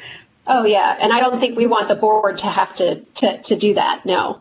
But the second paragraph makes it sound like the board and the superintendent are going to determine the class size for each school unit. I just think that second paragraph, we need to define who's making the decision, and are we just being informed, or how this is playing out. So maybe that second sentence should say something like the superintendent shall have the responsibility to approve any modifications or exceptions to the class size guidelines. And then we can ask for a report, not just on class size exceptions at the secondary level, but also at the elementary level. I think Karen's spot on when the term informs the board, whether that's a formal report or something to that effect. We can certainly move in that direction. I think that's a more manageable system. Okay. I can wordsmith that a little bit. And Karen, if you have some recommended language, can you send that to me? Sure. I haven't thought about it, but I just know it doesn't sound clear to me with the way it is. Yeah. Okay. And I'm sitting here trying to add in changes while we're talking, but I'll see if I can't come up with something as well. So basically the idea is that we approve the minimum class sizes at the secondary level, maximum at the elementary level, but it's the superintendent who approves exceptions, and then the board's going to get a report on all of those, correct? That's what we're going for. That sounds reasonable to me. I don't know what everybody else thinks. That makes sense to me, but anybody else have any comments on that? No, that makes sense to me. That's as well. reasonable. That sounds reasonable to me also. Okay. I will. I'll write something with that in mind then. Okay. Anything else? Yeah. why couldn't we just, how you got in red there at the secondary level, the board recommends, why can't it just say at the elementary level, the board recommends a maximum class size of what the number is, but exceptions will be made in unusual circumstances, and put We can that do in the second paragraph. We can do that. Yep. And then it does everything you wanted it to do. Okay. Yeah, we still have to change that second paragraph though with who's approving it. But I see what you mean. Okay. We'll get a report. Got it. All right. I'll put something together. And Dan, if you can shoot me an email or a text with those words that you just said, that would be awesome. I just took what you had at the very bottom in red, but you secondary level, and I just added elementary level. Okay. Instead of minimum, I said maximum. Okay. Okay. I see what you're saying. Okay. Anybody else?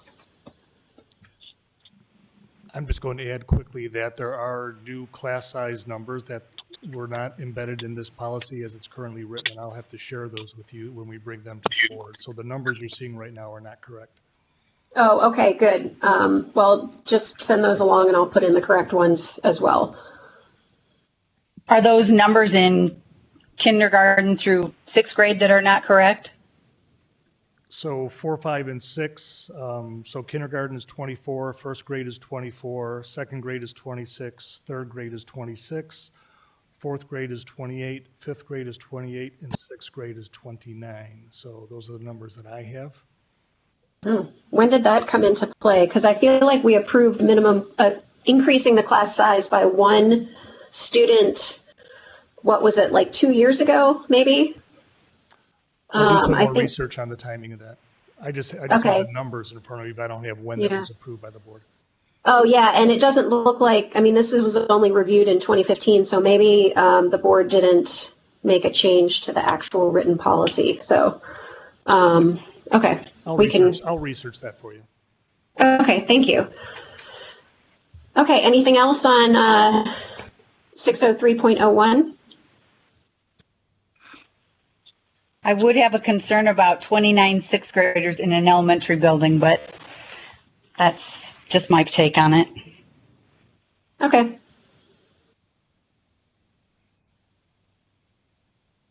Okay, the next one is a proposed new policy. It was actually brought to us by Corey Guy on virtual meetings, just because we've moved into this world of virtual meetings, and it's just establishing the same expectation for behavior in a virtual meeting as expected in face-to-face meetings.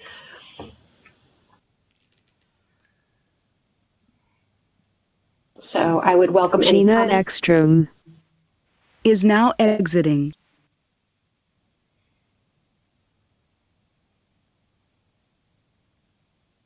All right. No comments. We will keep that one as it is written and bring it for a second reading at our next meeting. Okay, thank you, Allison. Yep. Now I have some board reports, requests for board reports. This one is from Director Klein Jerome. It's an information request. Jen Van Fleet Description of the request is now exiting. Are all administrative evaluations complete? Reason you are requesting: the district was cited by the state for failing to complete evaluations on administrators. The board needs to make sure this is taken care of. Is there a second? Second. When would you like this information? It says June 2020. Board request, Karen Klein Jerome.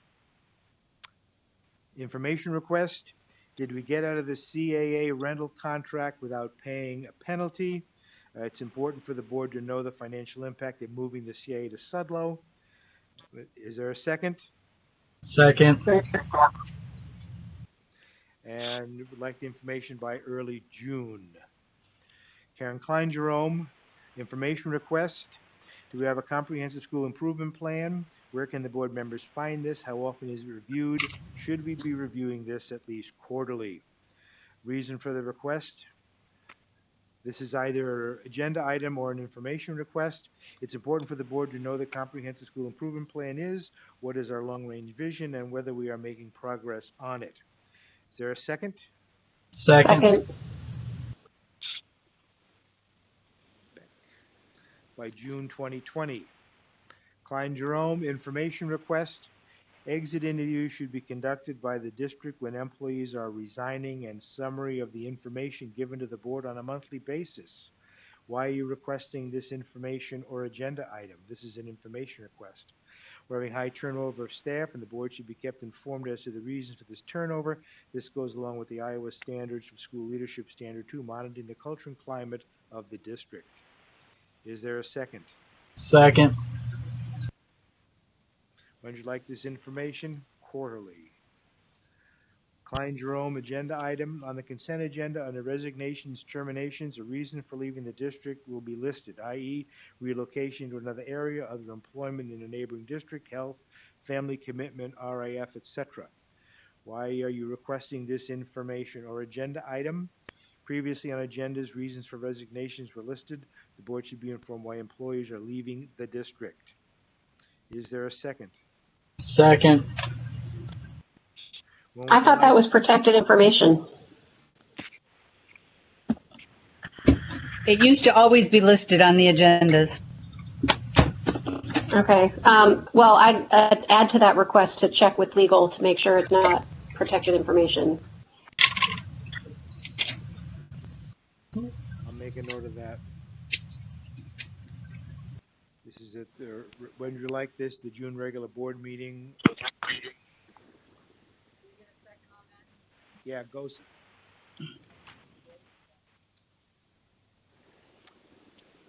Karen Klein Jerome, item request for information. Wants a board discussion about offering early retirement incentives for 2021 school year. We need this discussion about the continuation of the board offered early retirement incentive payout of the management fund, the merits of it, and whether we are willing to support our employees as they retire. This is second by Second. September 2020. Board request, agenda item from Director Gosa. Have a meeting with the special education director to find out where we are with the citations and what we're doing to keep going in the right direction. Feels the board should know the new directions, the new director's game plan going forward. Second. Is there a second? Second. This is the request is to be at the July Committee of the Whole. Director Gosa, board request and agenda item, disproportionality, have a discussion on what is being done to address this. This is an agenda item for discussion. We have not had any discussion or information on disproportionality, and we need to discuss this regularly to keep it on the front burner. This is there a second?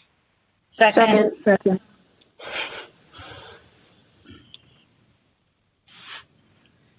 The request is for this to be as soon as possible. Director Gosa, agenda item, have a discussion on a strategic plan. I think this dovetails, or this is the same, similar to the one that Director Klein Jerome requested. I feel that after inquiring about the strategic plan, I'd like to lead a discussion so we can get moving on this process. This is for, is there a second? Second. And this would be for the next committee, the whole meeting. I think we already discussed that, didn't we? Yeah, that's already on the agenda. Director Gosa, an agenda item, have a discussion on the district's hiring retention process as well as employee development. I feel it's important for the board to know how this process works and what we're doing to improve it. Is there a second? Second. As soon as possible. Director Gosa, agenda item. I feel that we need to have a spreadsheet with the board requests listed, including the person making the request, the data the request has been made, and the status of the request. I believe this will help the board members keep track of their board requests. There's not so many. Second. That isn't an agenda item. That's a request for information. Is there a second? Second. Who is that? Linda. Linda. Okay. This is as soon as possible. Go, sir. Information request. I would like an Excel spreadsheet with the following information broken down into columns for all employees.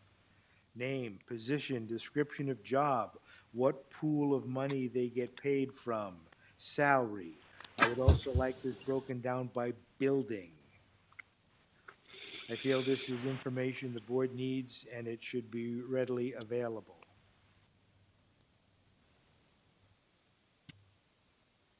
Is there a second? Second.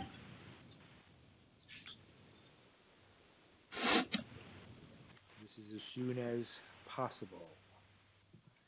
I have a board request from me. I'd like to get a full report on the plans for providing instrumental music instruction to the 5th and 6th graders next year. This could be an agenda item, or it could be a committee of the whole discussion or presentation. I think it's important because we're making some significant changes in the status of the 6th graders when it comes to instrumental music. And I think it would be important for us to keep tabs on how we're going to do our best to maintain the level of musicality that we've become accustomed to with our students. Second. And this could be probably this summer.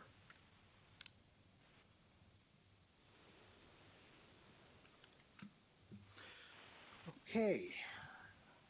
I have a board request that I forgot to send in. Can I don't know. Go ahead. Okay, I think it's a board request. I'd like to know when we are going to do the superintendent evaluation, which I believe should have been scheduled a while ago. So I guess that's an information request. The superintendent's evaluation is scheduled for 90 minutes prior to the June board meeting.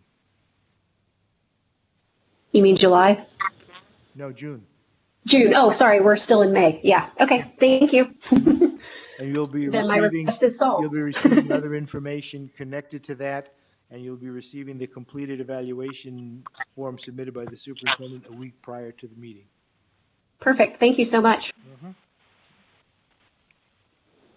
Administrative reports. Mr. Chairman, Oh, yes. Director Post. would it be appropriate for me to make a comment on board requests? Yes.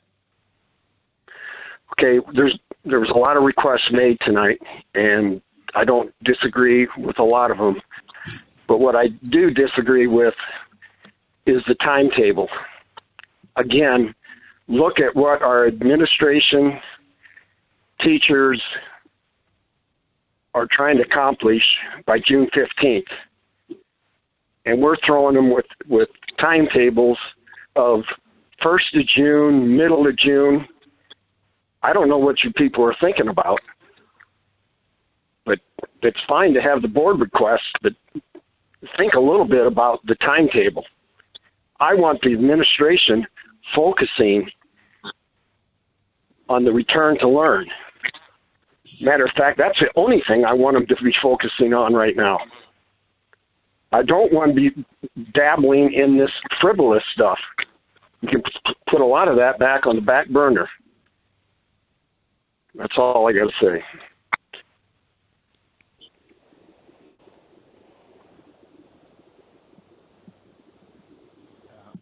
Do we have any administrative reports?